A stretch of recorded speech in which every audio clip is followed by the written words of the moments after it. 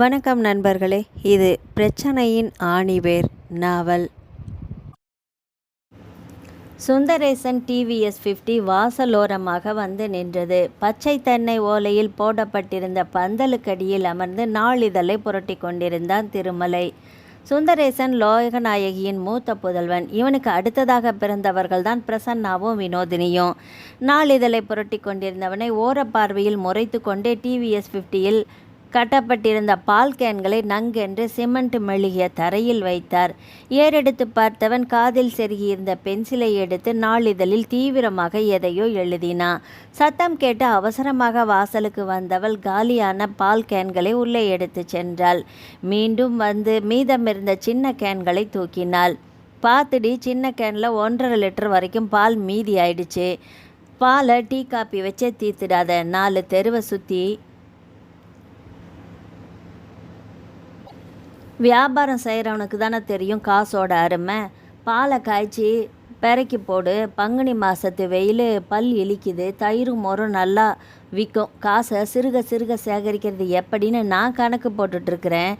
தொழில் செய்கிறவன் பேர் வழின்னு ஊராறு பெற்று போட்டதுக்கெல்லாம் ஓசியில் பாடம் சொல்லி தந்துட்டு இருந்தால் நாம் எப்போ 4 காசை பார்க்கறது? பால் வியாபாரியான சுந்தரேசனின் பேச்சு மெல்ல திருமலை பக்கமாக திரும்பியது. இந்த சாட பேச்செல்லாம் மகனுக்கு தான் என்று நினைத்தவள் மகனையும் புருஷனையும் ஒரு பார்வை பார்த்துவிட்டு நெடிய பெருமூச்சோடு அவ்விடத்தை விட்டு நகர்ந்தாள் லோகநாயகி. ஓடித்தால் ஒடிந்து போகும் அளவுக்கு ஒல்லியான முருங்கை தேகம் லோகநாயகிக்கு. அதிகாலை 4 மணி வாக்கில் பாயை விட்டு எழுந்தால் இரவில் முதல் ஜாமம் வரை ஓயாத வேலை இருக்கும். மாட்டுக்கு தீனி வைப்பது முதல் பால் கறப்பது, மாட்டு சாணத்தை பெருக்கி சுத்தம் செய்வது, சாணத்தை மீதமாக்காமல் வரட்டியாக தட்டி வெயிலில் காய வைப்பது என்று வீட்டுக்கு வெளியேயும் வீட்டுக்கு உள்ளேயும் சமைப்பது, துவைப்பது, பெருக்குவது, பராமரிப்பது என்று எண்ணிலடங்கா குடும்ப பொறுப்புகள் இவளுக்கு.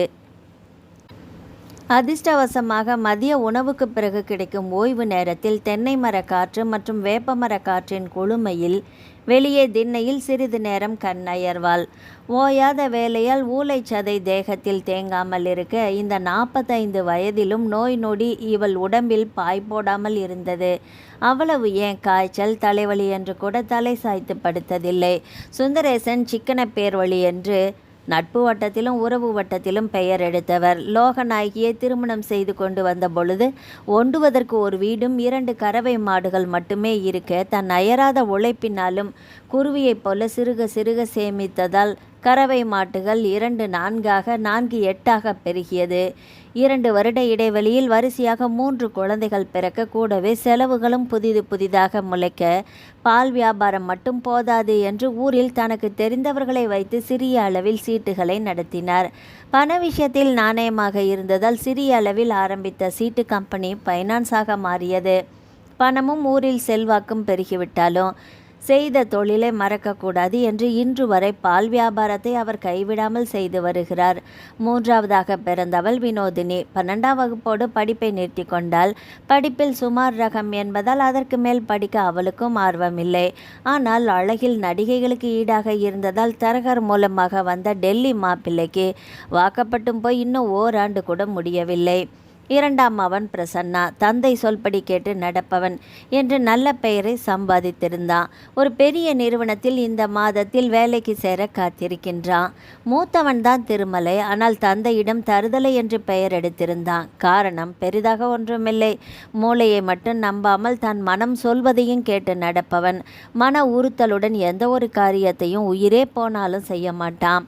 கல்லூரியில் கணினி தொடர்பான படிப்பை எடுத்து படித்ததால் வங்கியில் லோன் போட்டு பிறந்த ஊரிலேயே கம்ப்யூட்டர் சென்டரை வைத்து மாணவ மாணவியர்கள் இல்லத்தரசிகளுக்கு கணினி பயில்வித்து கொண்டிருந்தான் திருமலை. தன் சொல்படி பெரிய நிறுவனத்தில் வேலைக்கு போகவில்லை என்று கதிரேசனுக்கு திருமலை மீது ஏக வருத்தம், கடுப்பு எப்பொழுதுமே இருக்கும். அவ்வூரில் உள்ள இளைஞர் சங்க தலைவராகவும் திருமலையை தேர்ந்தெடுக்க பொதுநல சேவையையும் அவ்வப்போது செய்து கொண்டிருந்தான். கூடவே படிக்க வசதி இல்லாத ஏழை குழந்தைகளுக்கு படிப்பையும் கம்ப்யூட்டர் படிப்பையும் தன் செலவிலேயே கவனித்து கொண்டான். இதுதான் சுந்தரேசனுக்கு திருமலை மேல் கோபம் வர முக்கிய காரணமே. எண்ணி எண்ணி சிக்கனமாக செலவு செய்பவரான சுந்தரேசனுக்கு மகனின் இந்த செயல் சினத்தை வரவழைக்க பிழைக்க தெரியாதவன் தருதலை என்ற பட்டங்கள் இலவசமாக கிடைத்தன அவனுக்கு. வாசலில் அமர்ந்திருக்கும் கணவனுக்கு காப்பி தண்ணியை கலந்து எடுத்து வந்தாள் லோகநாயகி. சின்னவன் என்னடி பண்ணுறான்? ஒசூர்லேருந்து இந்த வாரத்தில் எப்போ வேணும்னாலும் ஃபோன் வருமா? வேலைக்கு கிளம்பணும் இல்லை, அதுக்கான ஏற்பாடுகளை எல்லாமே செஞ்சிட்ருக்கான் என்றாள். அவன் ஏன் பையன்டி, ஏன் சொல்லுக்கு மதிப்பு கொடுத்து படித்த படிப்பை வீண் செய்யாமல் ஒரு நல்ல கம்பெனியில் வேலைக்கும் சேர போகிறான். இவனை பாரு, கை காசு போட்டு கண்டவங்களுக்கு எல்லாமே பாடம் சொல்லி தந்துட்டுருக்கான். உருப்பிடுவானா இவன் என்றவர் திருமலையை உற்று பார்த்தார். அவனும் தீவிரமாக எதையோ நாளிதழில் எழுதி கொண்டிருந்தான். அங்கே பார் அவனை, நான் நீங்கள் கழுதையா கத்துறேன், அவன் எதையோ கிரிக்கிட்டு இருக்கிறான் பத்தியா என்றவாறு திருமலையின் அருகில் சென்றார். திருமலை நாளிதழில் வெளியான சுடகு போட்டியில் சுவாரஸ்யமாக எண்களை நிரப்பி விளையாடி கொண்டிருந்தான். திருமலையின் தான் தோன்றித்தனமான இந்த செயல் சுந்தரேசனுக்கு மேலும் கோபத்தை கிளற தலையில் அடித்து கொண்டு திண்ணையில் அமர்ந்தார். பாத்தியாடி உன் மகனை, என்ன இவன் கேனக்கு இருக்கன்னு நினச்சிட்ருக்காண்டி. நான் இவனுக்கு உருப்படுறதுக்கு வழி சொல்லி கொடுத்தா தொரை கட்டத்தில் எண்களை நிரப்பி சின்ன பையனாட்டம் விளையாடிட்டு இருக்கான். உருப்பிடுவானா இவன்? தருதலை, இவனை நீ பெத்ததுக்கு பிரண்டையை வச்சு தச்சிருக்கலாம் என்றவரின் வார்த்தைகளில் உஷ்ணம் ஏறியது. பெரியவனை வறுத்தெடுக்க ஆரம்பித்து விட்டார். இனி எப்பொழுது ஓயப் போகிறாரோ என்கிற கவலை உண்டானது. சீரக தண்ணியை சோம்பில் மொண்டு கொண்டாடி தலையில் இருக்கிற உஷ்ணம் குறையுதான்னு பார்க்கலாம் என்றார். திருமலை நாளிதழை திண்ணையில் வீசி எறிந்தவன் சீரகத்தை கை நிறைய அள்ளி போட்டுட்டு கொண்டு வாம்மா, தலையில் இருக்கிற சூடு மட்டுமில்லை, உடம்புல இருக்கிற சூடுமே இறங்கட்டும், அப்போவாது கோபம் மட்டுப்படுதான்னு பார்க்கலாம் என்றவன் சுந்தரேசனை ஓரக்கண்ணால் முறைத்து கொண்டு குளிக்க நடந்தான். லோகநாயகி என்ற சுந்தரேசனின் குரல் பின்கட்டு வரையிலுமே கேட்டது. அப்பா மகன் சண்டை பொழுது விடிஞ்சா ராவு வரைக்கும் ஓயாது என்று எண்ணியவள் அடுப்பங்கரையில் கைவேலைகளில் முனைப்பில் இருந்தாள். என்றைக்கும் இல்லாத உற்சாகமாக கம்ப்யூட்டர் சென்டருக்குள் நுழைந்தான் செல்வம், திருமலையின் நண்பன். கையில் வெள்ளை நிற கவர். அன்று விடுமுறை நாள் என்பதால் கல்லூரி மாணவ மாணவியரின் கூட்டம் சென்டரில் நிரம்பி வழிந்தது. கூட்டத்தை பொருட்படுத்தாமல் திருமலையின் பெயரை ஏலம் விட்டபடி அவன் கேபிளை நோக்கி விரைந்தான் செல்வம். ஏண்டா இப்படி கத்துற என்றவனிடம் எரிச்சல் எட்டி பார்த்தது. டேய், குட் நியூஸ்டா, நம்ம ஊரில் பைபாஸ் ரோட்டில் விபத்துகள் அதிகமாக நடக்குதுன்னு அங்கே ஆம்புலன்ஸ் ஒன்று வேணும்னு பெரிய நிறுவனங்களில் நன்கொடை கேட்டிருந்தோம் இல்லை என்றான் மூச்சு வாங்க. ஆமாம், அதில் ஒரு நிறுவனம் அவங்க ட்ரஸ்ட் மூலமாக ஒரு பெரிய தொகையை தர முன் வந்திருக்காங்க. நன்கொடை வாங்கின பணத்தையும் இதில் சேர்த்தா வழியில் விபத்து நேர்ந்தவருக்கு முதல் உதவி சிகிச்சை அளிக்கிற மாதிரி ஒரு ஆம்புலன்ஸையே வாங்கிடலாம் என்றான் சந்தோஷமாக. செல்வத்தின் உற்சாகமும் மகிழ்ச்சியும் திருமலைக்கும் தொற்றிக்கொண்டது. நல்ல தகவலைத்தான் தந்திருக்க. அப்போ கூடிய சீக்கிரமாக இளைஞர்கள் சங்கம் சார்பில் பைபாஸ் ரோட்டில் ஒரு ஆம்புலன்ஸ் நிற்கும்னு சொல்லு. இல்லைடா, எப்படியோடா இந்த கனரக வாகனங்களால் ராத்திரி நேரத்தில் வாரத்தில் 2-3 விபத்துகள் நடக்குது. விபத்து நடந்த செய்தி கேட்டு பக்கத்தூர் ஆஸ்பத்திரியில் இருந்து ஆம்புலன்ஸ் வர்றதுக்குள்ளேயே இறந்துடுறாங்க. இனிமே அப்படி நடக்க வாய்ப்பே இல்லை என்றவனிடம் நிம்மதி மூச்சு வெளிப்பட்டது. ஆமாம் திருமலை, நாம் பட்ட கஷ்டம் வீண் போகலை. இரு நண்பர்களும் ஆனந்தத்தில் நெகிழ்ந்தனர். செல்வம், நாளைக்கு அந்த கம்பெனி எம்டியை பார்த்து நன்றியை தெரிவிச்சுட்டு வந்துடலாம். அவர் செய்திருக்கிறது எவ்வளோ பெரிய உதவின்னு அவருக்கு தெரியாது. ஒரு உயிரை காப்பாற்ற உதவுறது மனித நேயத்தோட உச்சம்னு அவருக்கு உணர்த்தணும். நன்றிகள்னு எத்தனை வார்த்தைகள் சொன்னாலுமே அது குறைவு தாண்டா. இல்லை, என் அப்பனும் இருக்காரு, பொழுது விடிஞ்சா போதும் என்னை திட்டி தீக்கிறதே பொழப்பா போச்சுடா அந்த மனுஷனுக்கு. இல்லாத 4 பேருக்கு உதவுறதில் என்ன தப்பு கண்டாரோ தெரியல, பேசி பேசியே சாகடிக்கிறாரு. நம்மளோட சேவையை மெச்சாட்டி பரவாயில்லை, குறைந்தபட்சம் தூத்தாமலாவது இருக்கலாமில்ல என்றவனின் குரலில் ஆதங்கமும் ஏக்கமும் சரிவிகிதத்தில் கலந்திருந்தது. விடுடா, கவலைப்படாத, இந்த பெருசுங்களே இப்படிதான் என்று நண்பனை தேற்ற முயன்றான். இவர்கள் பேச்சின் நடுவில் கனைப்பொலியும் வளையல் ஓசையும் கேட்க இருவரும் ஒன்றாக பக்கவாட்டில் பார்வையை திருப்பினர். விசாலி கையில் எவர் சில்வர் டப்பாவோடு நின்றிருந்தாள். கிளிப்பச்சை நிற பட்டுப்பாவாடையில் சிவப்பு நிற பட்டு பார்டர் மிக அம்சமாக பொருந்தியது. சிவப்பு நிற ஜார்ஜெட் தாவணி என்று அழகாக உடுத்தியிருந்தாள். தாவணிக்கு பொருத்தமாக அதே நிறத்தில் கண்ணாடி வளையல்கள் கைகளை அலங்கரித்து கொண்டிருந்தன. நீளமான கூந்தலை பாதி வரை மறைத்து கொண்ட குண்டு மல்லிகை சரம், சிவப்பு நிற நெற்றி பொட்டி, கழுத்தில் பெரிய லட்சுமி படம் பொதித்த டாலரோடு தடித்த தங்கச் சங்கிலி என்று காண்போரை மறுபடியும் திரும்பி பார்க்க தோண்டும் கிராமத்து அழகோடு அம்சமாக இருந்தால் விசாலி. விசாலியின் குழிவிலும் கன்னத்தில் இந்த ஊரில் சில வாலிப உள்ளங்கள் வழுக்கி விழ நீண்ட வரிசையில் காத்திருக்க, விசாலியின் கடைக்கண் பார்வை மட்டுமல்ல, மொத்த கவனமுமே காதலும் இந்த காளையான திருமலையின் மீதுதான். பளிச்சென்ற கருமை வண்ணத்தில் தகதக என்று ஜொலிக்கும் திருமலைதான் என் மனம் கவர்ந்த கல்வன் என்று திருமலையவே சதா வட்டமடித்தன விசாலியின் மீன்விழிகள். அவளையும் அவள் கையில் இருக்கும் டிஃபன் பாக்ஸையும் பார்த்து என்ன என்றான் அலட்சியமாக. இது இனிப்பு, மாடு கண்ணு போட்டிருக்குது, சீம்பால்ல செஞ்ச பலகாரம் இது என்றவள் சட்டென்று டப்பாவை திறந்து அவன் பக்கமாக நீட்டினாள். எனக்கு இனிப்பெல்லாம் பிடிக்காது என்றான் அசட்டையாக. அப்போ இதை எடுத்துக்கோங்க சார் என்று மற்றொரு டப்பாவை திறந்து உளுந்து வடையை நீட்டினாள் ஆர்வமாக. திருமலை சங்கடமாக செல்வத்தை பார்த்தான். செல்வம் அருகில் வந்து அவன் காதில் கிசுகிசுத்தான். டேய், டாவு உனக்காகவே சமைச்சு எடுத்துட்டு வந்திருக்குதுடா, பேசாம எடுத்துக்கோடா, இல்லாட்டி இந்த இடத்த விட்டே நகர மாட்டா என்றான். முகத்தில் வெறுப்பை தேக்கி வேண்டா வெறுப்பாக ஒன்றை எடுத்தான். போனால் போகிறது என்று செல்வத்திடமும் நீட்டினாள். சந்தோஷமாக திரும்பி நடக்க எத்தனித்தவளை திருமலையின் குரல் தடுத்து நிறுத்தியது. இங்கே பாரு, இது கம்ப்யூட்டர் சென்டர், கேன்டீன் இல்லை. மாடு கண்ணு போட்டுடுச்சு, ஆடு குட்டி போட்டுடுச்சின்னு எதையாவது ஆக்கி டப்பாவில் நிரப்பிக்கிட்டு வந்து பலகாரத்தை பட்டுவாடா செஞ்சிட்ருக்காத. வந்தோமா படித்தோமான்னு படிப்பில் மட்டும்தான் உன் கவனம் இருக்கணும், என்ன புரிஞ்சுதா என்றான் மிரட்டும் குரலில். தலையை மட்டும் ஜோராக ஆட்டிவிட்டு தன் இருக்கையில் சென்றமர்ந்தாள் விசாலி. ஏண்டா இந்த பொண்ணை எப்போ பார்த்தாலும் வயிற உனக்குன்னு மெனக்கெட்டு ஆசையாக ஆக்கி கொண்டிருந்தான்னு வக்கனையாக தின்னு போட்டு தண்ணியை குடிச்சிட்டு போவியாக்கும், அதை விட்டு போட்டு சிம்பர என்றான் செல்வம். இதெல்லாம் படிக்க வந்தது நான் நினச்சேன். நீ கடந்த 2 வருஷமாக இதே சென்டரில் மாற்றி இருக்கிற கோர்ஸை எல்லாமே படிக்கிறா என்றான் எரிச்சலாக. விசாலி படிக்க வர்றான்னு யார் சொன்னா? உன்னை பார்க்க தான் வர்றா. கம்ப்யூட்டர் படிப்பை படிக்க போகிறேன் பேர்வழின்னு தாத்தஞ்சொத்தை எல்லாமே காலி பண்ணிட்டு இருக்கிறா. தாசில்தார் பேத்தி தானாக வந்து உன் வலையில் மாட்டுது, வளைச்சி போட்டுட்டு உன் அப்பஞ்சொத்தை பெருக்கிட்டு போவியாக்கும் என்று கலாய்த்தான் செல்வம். போடா, இந்த காதல் கன்றாவியெல்லாம் எனக்கு சத்தியமாக ஒத்து வராது. 8 வட்டியில் லோனை போட்டு பெருசாக ஊட்ட கட்டி கை நிறைய சம்பாத்தியம் சொகுசான வாழ்க்கைன்னு வாழறவங்களுக்கு தான் சரிப்படும். மற்றவங்களுக்காக சிரித்து மற்றவங்களுக்காக அழுகிற வாழ்க்கை எனக்கு வேண்டாம் ஜாமி. எனக்காக மட்டும்னு சேமிக்கிற எறும்பு வாழ்க்கை எனக்கு வேணாண்டா. ஒரு பருக்க சோறு இருந்தாலும் கூட்டமாக வந்து கூடி திங்கிற காக்க ஜாதிடா நான். சிறிமோகம் மனசில் கூடு கட்டிட்டா சுயநலம் சொல்லிக்காமல் வந்து குணத்தை பால்படுத்திடும் என்றான். இளைஞர்களுக்குரிய கலர் கனவுகள் இன்றி வெள்ளை நிற காகிதமாக இருந்தது திருமலையின் இதயம். மேனியின் நிறம் கருமையாக இருந்தாலும் மற்றவர்களுக்காக சிந்தித்து செயல்படும் வெள்ளை உள்ளம் கொண்டவனாக திகழ்ந்தான் திருமலை. நண்பனை நினைத்து ஆச்சரியப்பட்டு போனான். எதிரே நிழலாட நிமிர்ந்தான். பிரசன்னா நின்று கொண்டு இருந்தான் கலவர முகத்தோடு. என்னடா, என்ன விஷயம்? பிரசன்னா திருமலையையும் செல்வத்தையும் மாறி மாறி பார்த்து விழிக்க நாகரிகமாக நண்பனிடம் சொல்லிக்கொண்டு இடத்தை காலி செய்தான் செல்வம். இவன் நகர்ந்தது தான் தாமதம். அண்ணா, அம்மா உன்னை வீடு வரைக்கும் வர சொல்கிறாங்க என்றான் அவசரமாக. ஏன் என்றான் கொக்கி பார்வையோடு. நீங்கள் வந்ததுக்கு அப்புறமா டெல்லியிலேருந்து ஃபோன் வந்துச்சு. மச்சான் தான் பேசினார். வினோவுக்கு என்றவனின் நாக்கு உலர்ந்தது. மேற்கொண்டு வார்த்தைகள் வர திணறியது. நம்ம வினோதினிக்கா என்னடா ஆச்சு என்றான் பதட்டமாக. பிரசன்னா கூற சர்வமும் பதறியது அவனுக்கு. வண்டி சாவியை சட்டென்று கையில் எடுத்துக்கொண்டு மாணவர்களிடம் கூறியவாறு வெளியே விரைந்தான் நடுங்கிய மனதோடு. சுந்தரேசனின் வண்டி வாசலை அடைத்து கொண்டு நின்றிருந்ததை கண்டு எரிச்சல் பிறந்தது திருமலைக்கு. இவர் வீட்டில் இருந்தால் எதிரில் நிற்பவரை பேசவே விட மாட்டாரே. என் ஆலோசனைகள் எதுவுமே இவர் இருக்கும் பொழுது எடுப்படாதே.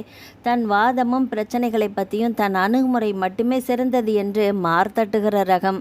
உனக்கென்ன தெரியும், வாயை மூடு என்று ஒரே வரியில் எதிராளியின் வாயை அடைத்து விடுவார் என்ற யோசனையோடு திண்ணையிலேயே நின்றிருந்தான்.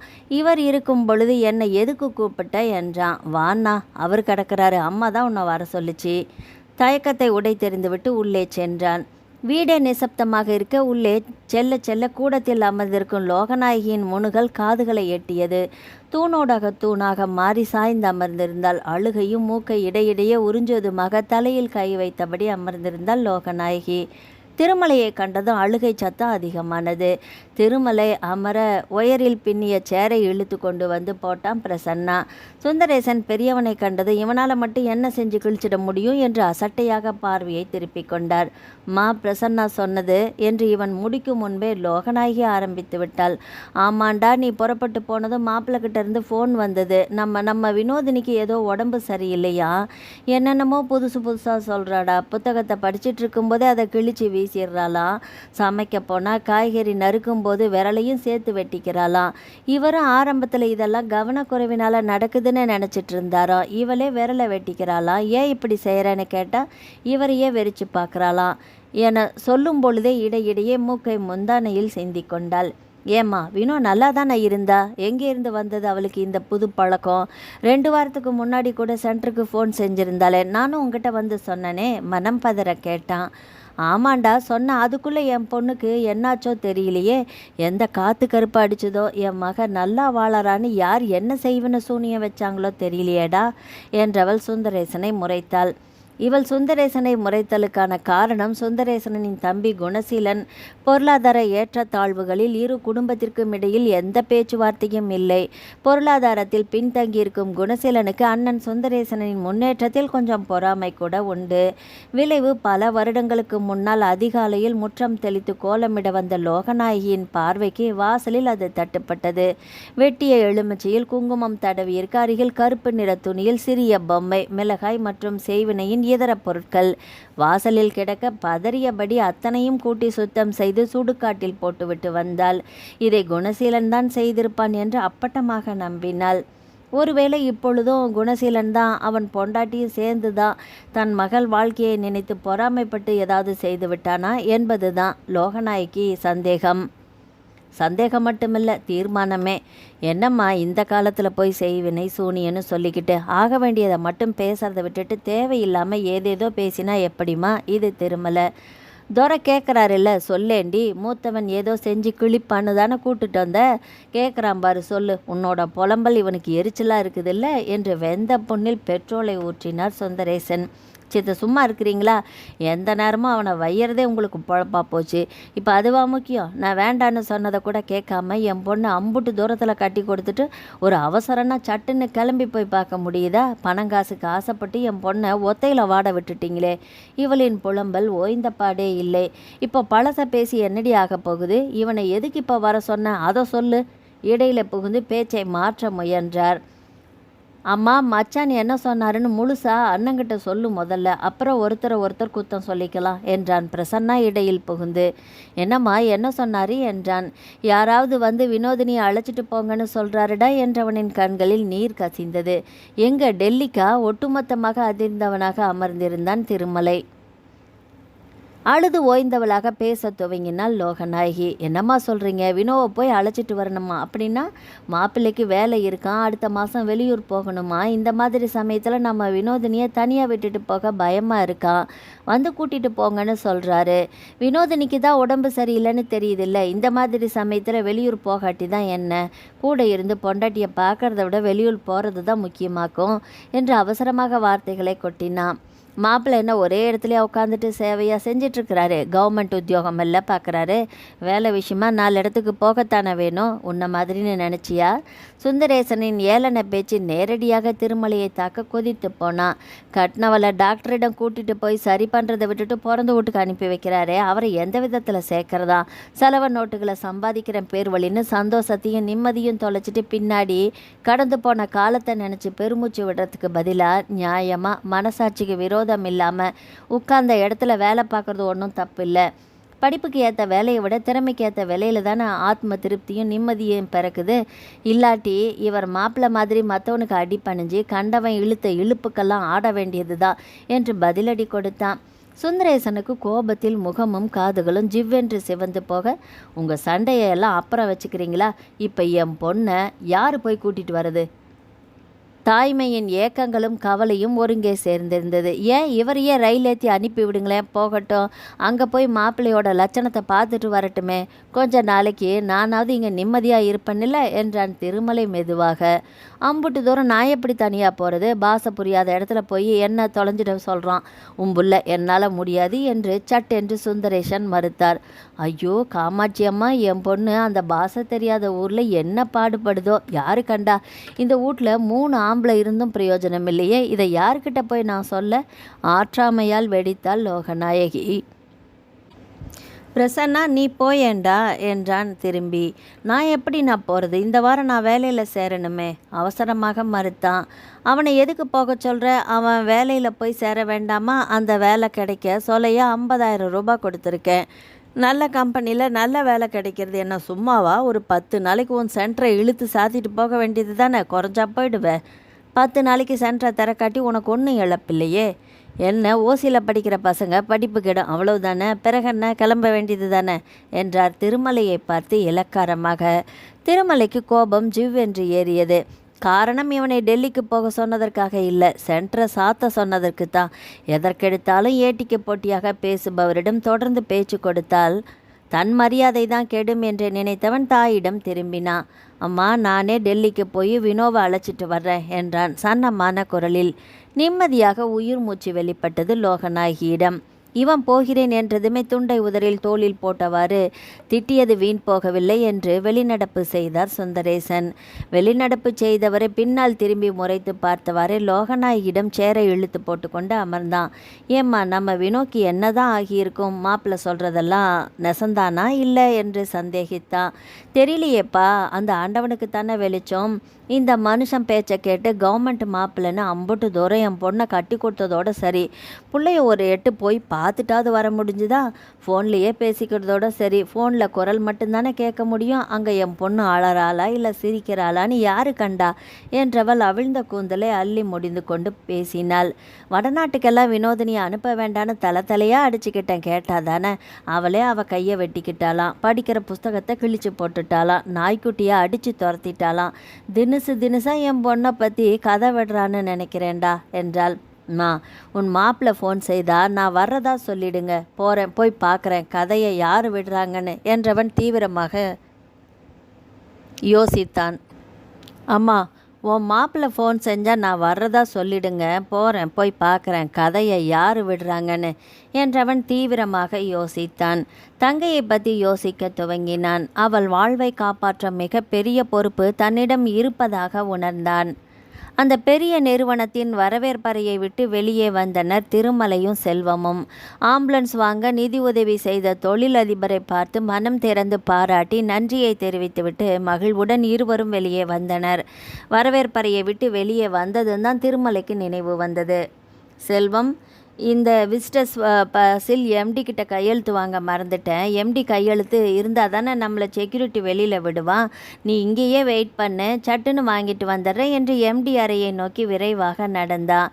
20 நிமிட இடைவெளியில் இருவரும் அந்நிறுவன கட்டிடத்தை விட்டு வெளியே வந்தனர். பைக்கை உசுப்பி விட்டு இருவரும் ஏறி அமர்ந்தனர். நகரை விட்டு ஒதுக்குப்புறமாக இருந்த நிறுவனத்திலிருந்து திரும்பி ஊருக்குள் சென்று கொண்டிருந்தனர். பைக் காற்றை கிழித்து கொண்டு பைபாஸ் வழியாக வேகமாக முன்னேறி கொண்டிருந்தது. சில நிமிட பயணத்துக்கு பிறகு ஒரு குளிர்பான கடை தென்பட இருவரும் ஒதுங்கினர். ஆரஞ்சு பழச்சாற்றை ஆர்டர் செய்துவிட்டு விரித்த குடையின் கீழ் இருந்த இருக்கையில் அமர்ந்தனர். செல்வம், ஆம்புலன்ஸ் கிடைக்க இன்னும் 4 நாள் ஆகும்னு சொல்லியிருக்காங்க. வந்ததும் நம்ம பசங்கக்கிட்ட சொல்லி பைபாஸ் ரோட்டில் 4 முக்கில் நிறுத்திட சொல்று என்றான் திருமலை. நிறுத்திட சொல்லிடுன்னா என்ன அர்த்தம்? நீ எங்கே போகிற? கேள்விக்குறி தாங்கிய முகத்தோடு கேட்டான். டெல்லிக்கு போகிறேன்டா, வினோவை அழைச்சிட்டு வரணும். டெல்லிக்கா? என்ன திடீர்னு? நேற்று கூட என்கிட்ட எதுவுமே சொல்லலையே. திடீர்னு நேற்று தான் முடிவாச்சு, உடனே கிளம்பணும். டிக்கெட் கூட ரிசர்வ் பண்ணலை. சென்னைக்கு போய் கிடைக்கிற ரயிலில் தொத்திக்க வேண்டியது தான் என்றவன் பழச்சாற்றை உறிஞ்சி மிடரு விழுங்கினான். அப்படி என்னடா அவசரம் வந்தது? டிக்கெட் கூட ரிசர்வ் பண்ணாமல் அவ்வளோ தூரம் எப்படி போவ? அவசரமாக கிளம்ப வேண்டிய அவசரம் மட்டுமில்லடா, அவசியம் கூட. நேற்று சென்டருக்கு பிரசன்னா வந்தால? ஆமாம். அம்மா என்னை அவசரமாக வீட்டுக்கு வர சொன்னதாக வந்து சொன்னான். போய் பார்த்தா அம்மாவோட ஒரே அழுகை என்றவன் நடந்த நிகழ்வுகளை சுருக்கமாக சொல்லி முடித்தான். கேட்டதும் வெளிரி போன முகத்தோடு அமர்ந்திருந்தான் செல்வம். என்னடா சொல்கிற? வினோதனிக்கு அப்படி என்னடா பிரச்சனை வந்தது? இது எதுவும் நம்புகிற மாதிரி இல்லையேடா. எனக்கும் தான் அதே சந்தேகம். எதுவுமே நம்ப முடியல. போய் பார்த்தா தான் தெரியும். எது உண்மைன்னு என்றவனின் பார்வை ஒரு இடத்தில் நிலை குத்தியது. போடா போய் பாரு, தப்பு எங்கேயோ நடந்திருக்குதுன்னு நினைக்கிறேன். விபரீதம் நடக்கிறதுக்குள்ளே இதுக்கு ஒரு விடை கிடைச்சாதான் உண்டு. ஒரு பொம்பளை புள்ள வாழ்க்கடா, அது விளையாட்டு இல்லை. உன் அப்பா மாதிரியும் உன் தம்பி மாதிரியும் அசட்டையாக இருந்தால் விளங்கிடும் குடும்பம். வினோ பிரச்சனைக்கு என்னால் தீர்வு கண்டிட முடியும்னு நினைக்கிறேன்டா. ஆனால் எங்கள் அப்பனோட கத்தலுக்கு தான் என்னால் ஒரு முற்றுப்புள்ளியே வைக்க முடியல. வீட்டில் எந்த பிரச்சனை வந்தாலும் நான் தான் காரணங்கிற மாதிரி எங்கிட்டயே புரிஞ்சு தள்ளுறாரு. நாம் செய்கிற நல்ல காரியங்களை எல்லாம் மற்றவங்க மனம் திறந்து பாராட்டுறாங்க. இப்போ கூட எம்டி என்ன சொன்னார், நீயும் கேட்டதானே? இந்த காலத்து இளைஞர்கள் கையில் தான் நாளைய இந்தியாவோட எதிர்காலமே இருக்குது. உங்களோட சேவைகள் தொடரட்டும்னு எப்படி பாராட்டுறாரு? ஏன் எங்கள் அப்பாவுக்கு மட்டும் எல்லாமே கெட்டதாகவே தெரியுது? 40 நாய் குணம்னு சொல்லுவாங்க. இவரோட அந்த மொத்த குணத்தையுமே என் மேலே மட்டும்தான் காட்டுறாரு. இப்பெல்லாம் வீட்டுக்கு போகிறதுக்கே கடுப்பாக இருக்கு என்று தன் மன ஆதங்கத்தை, மன குமரலை முழுவதுமாக கொட்டி தீர்த்தான். விடுடா, கவலைப்படாத. 4 பேர் நம்மளை பாராட்டவா நாம் நல்லது செய்கிறோம்? வலது கையால் தர்மம் அளிக்கிறது இடது கைக்கே தெரியக்கூடாதும்பாங்க. அது மாதிரி தானே புண்ணியமும். நீ 4 காசு சேர்த்து அவங்களுக்கு புண்ணியத்தை சேர்க்கல, ஆனால் இறந்ததுக்கு அப்புறமா கூட வர்ற புண்ணியத்தை தான் நீ சேர்த்துருக்கிறத அவர் போக போக புரிஞ்சுக்குவார். அவர் குணம் அப்படி, விட்டுப்பிடி என்று ஆறுதல் அளிக்கும் வகையில் அவன் வார்த்தைகளை அமைத்தான். மௌனமாகி போனான் திருமலை. எனக்கு என்ன வருத்தம்னா, ஆம்புலன்ஸ் வாங்கணுங்கிற யோசனைக்கு பிள்ளையார் சொல்லிய போட்டதே நீ தான். அது வரும்போது நீ இருக்க மாட்டியேடா. இப்போ போய் டெல்லிக்கு கிளம்பணுங்கிற, அதுதான் மனசுக்கு கஷ்டமாக இருக்குது. இதில் என்ன இருக்குது செல்வம்? உயிர் காக்கிற சேவையை இளைஞர் சங்கம் மூலமாக நாம் எல்லாருமே சேர்ந்து தானே ஆரம்பிச்சிருந்தோம்.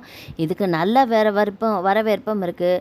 ஒருத்தர் தூத்துறாருன்னு நம்ம வேலையை நிறுத்திட முடியுமா? நான் ஊரில் இருந்தாலும் இல்லாட்டியும் நடக்க வேண்டிய எல்லாமே தானாகவே நடக்கட்டும். இதில் எந்த மாற்றமும் வேண்டாம் என்று கூறியவன் குளிர்பானத்துக்கு கடைப்பையனிடம் பணத்தை தந்துவிட்டு வண்டியை நோக்கி விரைந்தான். திருமலையின் பின்னால் அமர்ந்து அவன் தோலை பிடித்து கொண்டான். எது எப்படியோடா, அந்த டாவோட நிலைமை தான் ரொம்ப மோசமாக இருக்கும். உன்னை பார்க்காம ரொம்ப துடிச்சு போயிடுவா என்று அவனை சீண்டினான். சும்மா இருடா. சும்மா எப்படி மச்சான் இருக்கிறது? தாசில்தார் பேத்தி உன்னையே சுற்றி சுற்றி வந்து நீயே கதின்னு கிடக்கிறா. நீ என்னடா ரொம்ப பிகு பண்ணிக்கிற? எப்பவும் வண்டு தான் பூவை சுற்றும். இங்கே என்னடானா தலைகீழாக நடக்குது. பூவே வண்டை தேடி வருது, ஆனால் வண்டு தான் ரொம்ப சிலுத்துக்குது. பைக் ஓட்டிக்கொண்டே பக்கவாட்டில் திரும்பினான். என்னடா இது வண்டு பூனுக்கிட்டு? வாய கழுவுடா. என் கஷ்டம் தெரிஞ்சும் கலாய்க்காத. வினோதினியை போய் நேரில் பார்க்குற வரைக்கும் எனக்கு நிம்மதியே இருக்காது என்றான். என்னடா இப்படி டென்ஷன் ஆகிற? பயப்படுற மாதிரி எதுவும் நடக்காது. டெல்லிக்கு போகிறதுக்கு 3 நாள் ஆகுமே. அதுக்கு முன்னாடி நீ உன் தங்கச்சிக்கிட்ட ஃபோனில் பேசிடலாமே என்று வண்டி போய் கொண்டிருந்ததால் உரக்க கத்தினான் செல்வம். செல்வம் சொல்வதிலும் உண்மை இருப்பதாகப்பட ஃபோனில் தங்கையுடன் பேச தருணம் பார்த்து கொண்டிருந்தான். வீட்டிற்கு செல்ல மனமில்லாமல் வழியில் செல்வத்தை இறக்கிவிட்டு சென்டருக்கு சென்றான். சென்டரை நெருங்கியவனுக்கு ஆச்சரியம் காத்திருந்தது. தாசில்தாரின் கார் சென்டர் வாசலில் வந்து நின்று கொண்டிருந்தது. தாசில்தாரின் வருகையின் காரணம் புரியாமல் ஒருவித யோசனையோடு படியேறியவன் இவன் வந்ததை பார்த்து காருக்குள் இருந்து சட்டென்று வெளிப்பட்டாள் விசாலி. காரிலிருந்து இறங்கியவுடன் கண்கள் அகல விரித்து ஆச்சரியமாக பார்த்தான். பேண்ட் சட்டை உங்களுக்கு நல்லா இருக்கு, தினமும் இப்படியே போட்டுட்டு வாங்களே என்று கண்களையும் வாயையும் பிளந்தாள். திருமலை தினமும் சென்டருக்கு வேட்டி சட்டையோடு தான் வருவான். இன்று எம்டியை பார்க்க போவதால் வெள்ளை காட்டன் சட்டையும் கருப்பு ஜீன்ஸையும் அணிந்திருந்தான். இப்போ அதுவா முக்கியம்? வந்த விஷயத்தை சொல்லி என்று சிடுசிடுத்தான். இவன் சிடுசிடுத்ததும் சுணங்கிய முகத்தோடு அவனை அடிக்கண்ணால் பார்த்தாள். உள்ள தாத்தா உட்கார்ந்திருக்கிறாரு. சென்டருக்குள்ளே கை காட்டினாள். எதுக்கு என்றான் சந்தேகமாக. சம்பந்தம் பேச என்று அவனுக்கே கேட்காமல் மிக மெல்லிய குரலில் கூறினாள். என்ன சொன்ன என்றான் சத்தமாக. என் படிப்பை பற்றி தாத்தா உங்ககிட்ட ஏதோ பேசணுமா என்றாள் தாவணியின் ஓரத்தை திருகியவாறு. இவள் சேர்ந்தாற் போல 2 வார்த்தை பேசி முடிப்பதற்குள்ள விசாலியின் கண்களும் வளையல்களும் அதிகமாக பேசிவிட்டது. இவளிடம் இனி பேசி பிரயோஜனமில்லை என்று வாசலில் காலணிகளை கலற்றிவிட்டு உள்ளே சென்றான். கையில் வாக்கிங் ஸ்டிக்கை பிடித்து கொண்டு கம்ப்யூட்டரை தட்டி கொண்டிருக்கும் மாணவ மாணவியர்களை ஆச்சரிய விழிகளோடு பார்த்து கொண்டிருந்தார். அவரை கண்டு மரியாதை நிமித்தமாக குனிந்து வணக்கம் போட்டான். பொக்கை வாயும் தளர்ந்த தோலும் வற்றிப்போன தேகத்தையும் பார்த்தால் வயது 80 தாண்டி விட்டார் போல என்று எண்ண தோன்றியது. அவரை அழைத்து கொண்டு தன் கேபினிற்குள் நுழைந்தான். சொல்லுங்கய்யா, என்ன விஷயமா என்ன பார்க்க வந்திருக்கீங்க? பேசுவதற்கு தோதாக சரிந்த கண்ணாடியை மூக்கில் ஏற்றி நிறுத்தி கொண்டார் அவர். விசாலியும் தாத்தாவின் பின்னால் வந்து ஒட்டி நின்று கொண்டாள். என் பேத்திக்கு 6 மாதத்துக்கு உண்டான கம்ப்யூட்டர் படிப்பு முடிஞ்சுதாம்மா. மேற்கொண்டு வேற ஏதோ படிப்பை படிக்கணுங்கிறா. அதுக்கு எவ்வளவு செலவாகுன்னு பார்த்து சொல்லேன்ப்பா என்றார். விசாலியின் தொல்லை இதோடு முடிந்ததென்று கருதினால் மறுபடியும் இங்கே வந்து படிக்கிறாளா? இவளை எப்படி கழித்து கட்டுவது என்று திருமலையின் மூளை யோசித்தது. இவரின் யோசனை நிச்சயமாக தனக்கு முட்டுக்கட்டையாகத்தான் வரும் என்று எதிர்பார்த்தவள், ஜாவா படிக்கணும், எவ்வளவு செலவாகும்னு சொல்லுங்க சார் என்று குறுக்கிட்டாள். அவளை ஏறிட்டபடி முறைத்தவன் அவரிடம் திரும்பினான். ஐயா, விசாலி ஏற்கனவே தேவையான வரைக்கும் நிறைய படித்தாச்சு, இதுவே போதுன்னு நினைக்கிறேன். இவளை நீங்கள் வேலைக்கெல்லாம் நிச்சயமாக அனுப்ப போகிறதில்ல. ஜாவா படிப்பை படித்தா வேலைக்கு போனால் தான் ரொம்ப உபயோகப்படும். அதனால் அவளுக்கு இது தேவையில்லைன்னு நினைக்கிறேன் என்று அவள் முகம் பார்க்காமலே கூறி முடித்தான். விசாலி கோபத்தில் விரல் நகங்களை கடித்து துப்பி கொண்டிருந்தாள். என்ன பிள்ளை, உங்கள் மாஸ்டர் இப்படி சொல்கிறாரு, இந்த படிப்பு உனக்கு தேவையில்லைன்னு சொல்கிறாரே என்று இவள் பக்கமாக திரும்பினார். அது முடியாத தாத்தா, நான் படிக்கணும் என்றால் அவசரமாக. இவளின் பிடிவாதத்தை கண்டு உள்ளே சினம் பூத்தது திருமலைக்கு. தேவையில்லாமல் மனதையும் பணத்தையும் நேரத்தையும் சேர்த்தே அலை கழிக்கிறாள். வேண்டாம் என்று ஒதுங்கி சென்றா கூட ஏன் தொந்தரவு தருகிறாள்? எல்லாமே பணம் இருக்கும் திமிர் தானே. பணக்கார பிடிவாதம், ஆணவம். பற்களை நரநர என்று கடித்தான். இருந்தாலும் கோபத்தை மறைத்து கொண்டு தொடர்ந்து பேசினான். விசாலி, ஜாவா படிப்புக்கு நிறைய செலவாகுமா? செலவை பற்றி உனக்கு கவலை இல்லைனாலும் இதை படிக்கிறது ரொம்ப கஷ்டம்.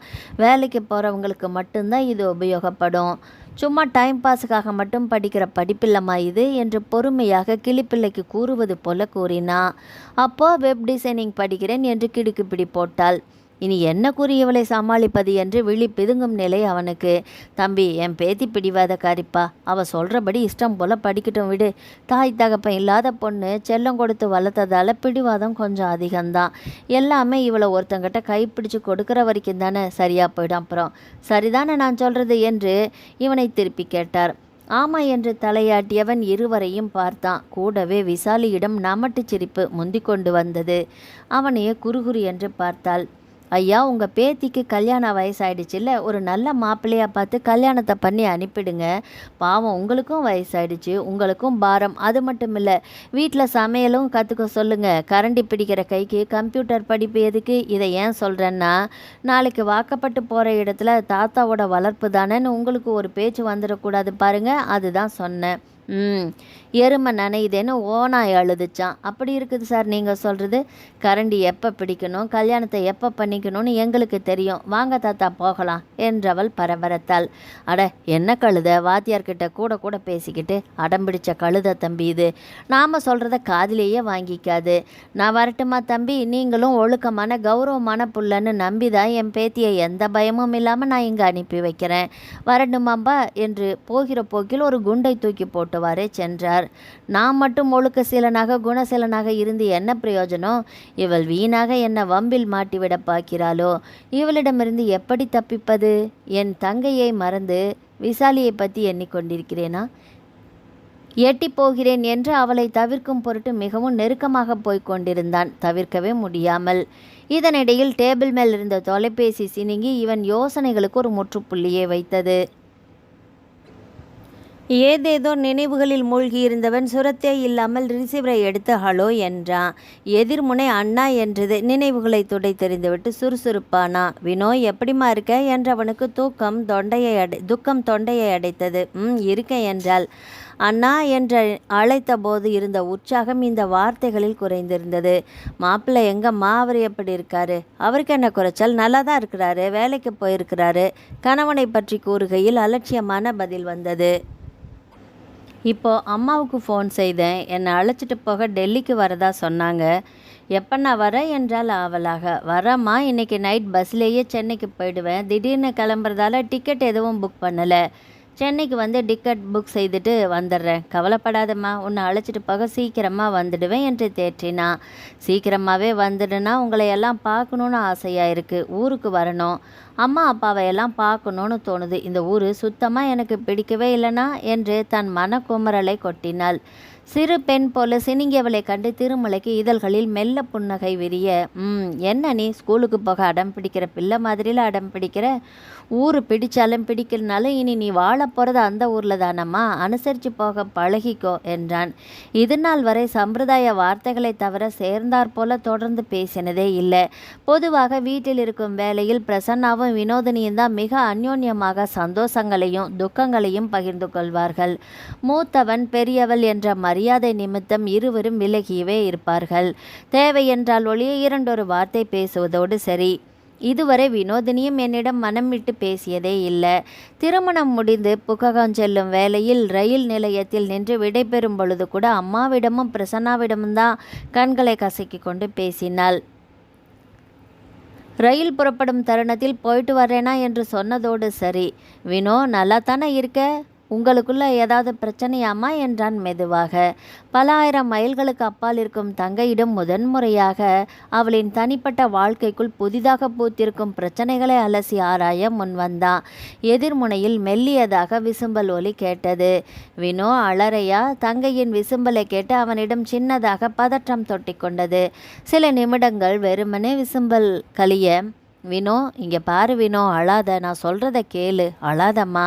எதிர்முனையில் விசும்பல்கள் தொடரவே செய்தது.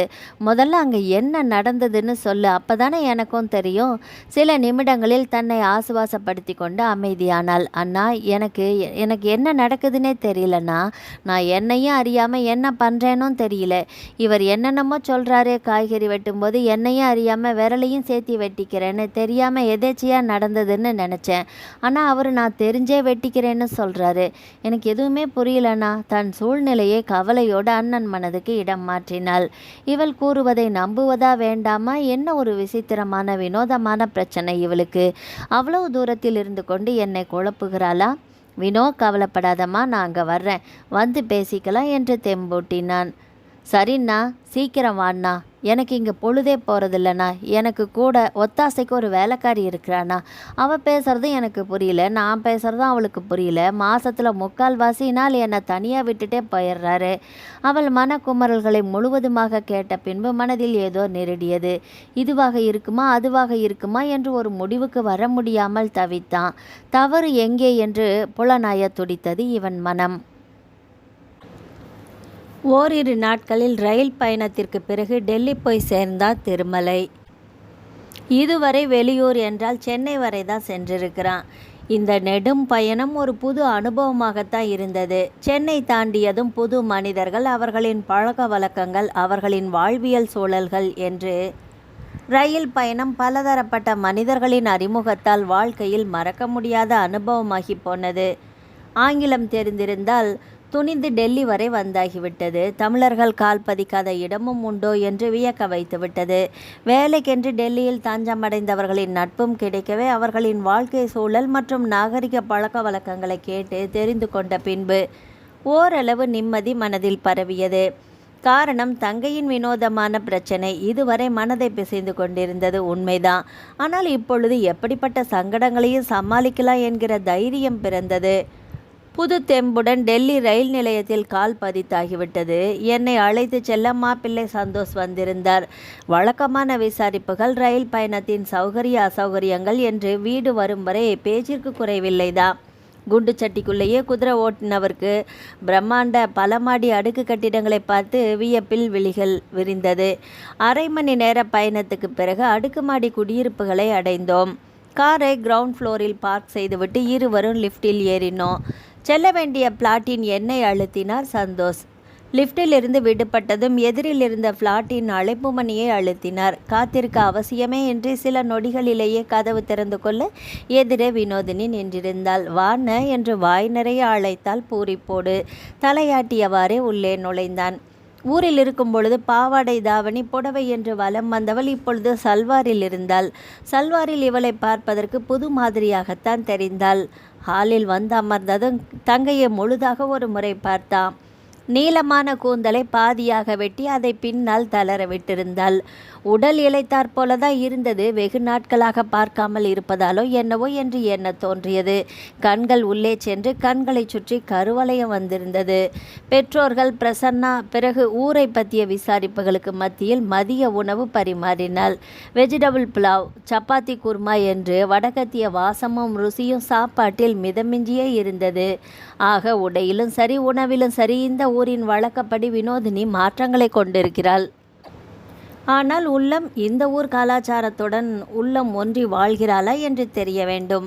அது மட்டுமல்ல, தம்பதியர்களுக்குள் இருக்கும் அந்யோன்யத்தையும் அறிந்து கொள்ள வேண்டும் என்றால் சில நாட்கள் இவர்களோடு தங்கி பார்த்தால்தான் அறிந்து கொள்ள முடியும்.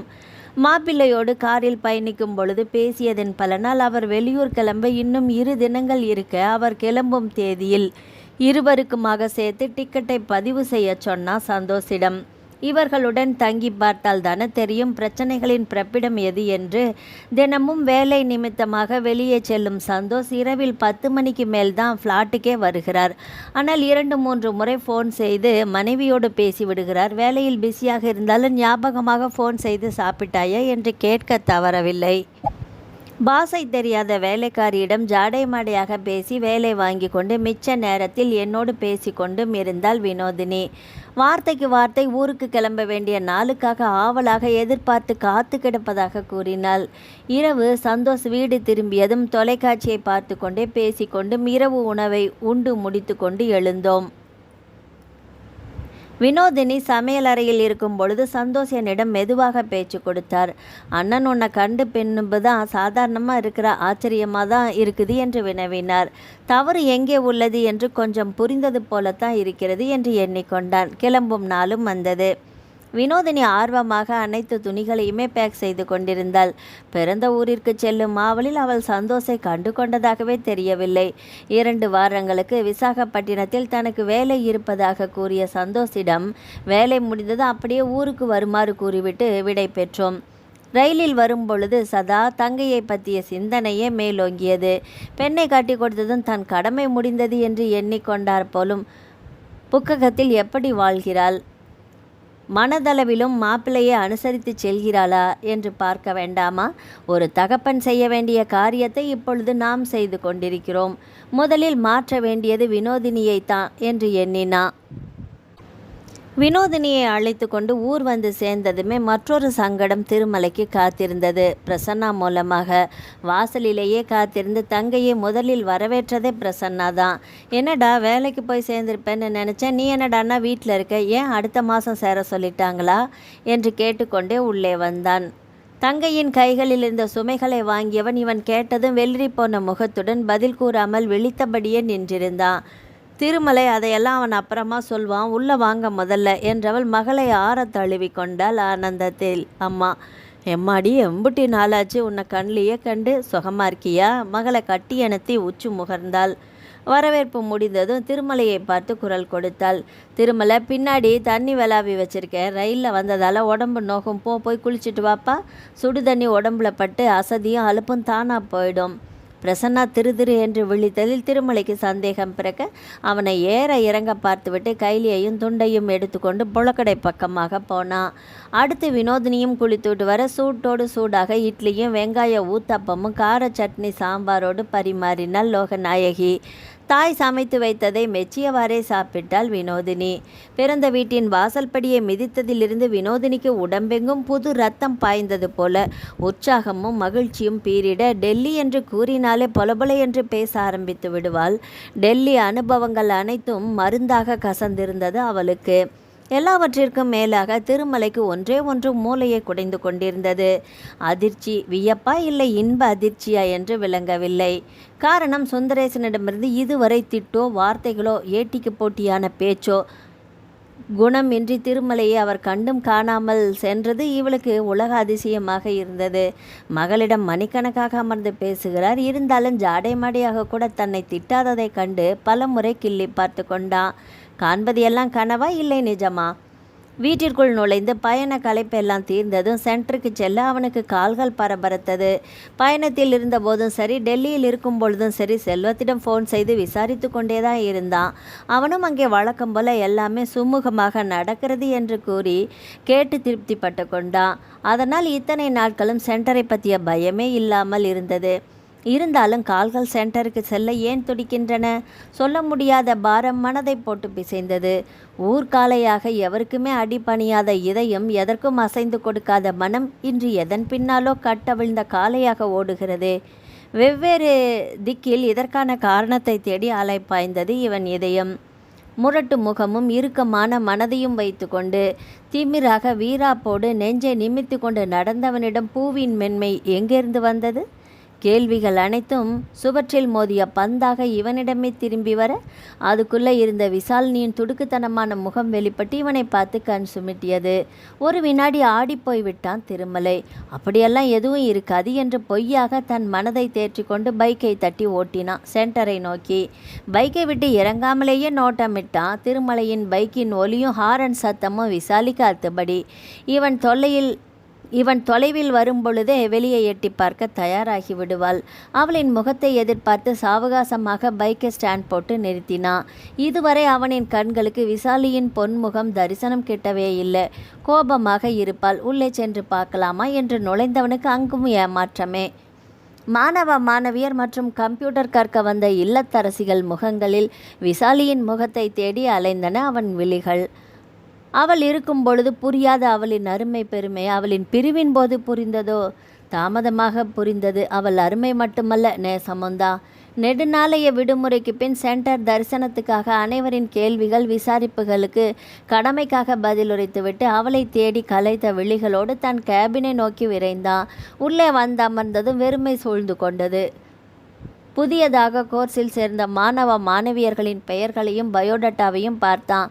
அவள் பெயர் இதில் இல்லாமல் இருந்ததை பார்த்து நிம்மதி மூச்சு வெளியே வந்தது. எப்படா டெல்லியிலிருந்து வந்த என்ற செல்வத்தின் குரல் திடுக்கிடச் செய்தது.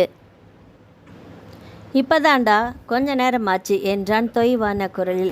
அப்படியா? டெல்லி பயணம் எப்படி இருந்தது? அங்கே ஒரு தெரு இருக்காமே, சாந்தினி சவுக்குன்னு கேள்விப்பட்டேன், போய் பார்த்தியா? டெல்லி நிலவரத்தை கேட்கும் ஆவலில் இருந்தான் செல்வம். விசாலியை பற்றி கேட்டு தெரிந்து கொள்ள முடியாமல் தவித்தபடி அமர்ந்திருந்தான். இல்லடா. அப்புறம் உனக்கு ஒரு சந்தோஷமான விஷயண்டா.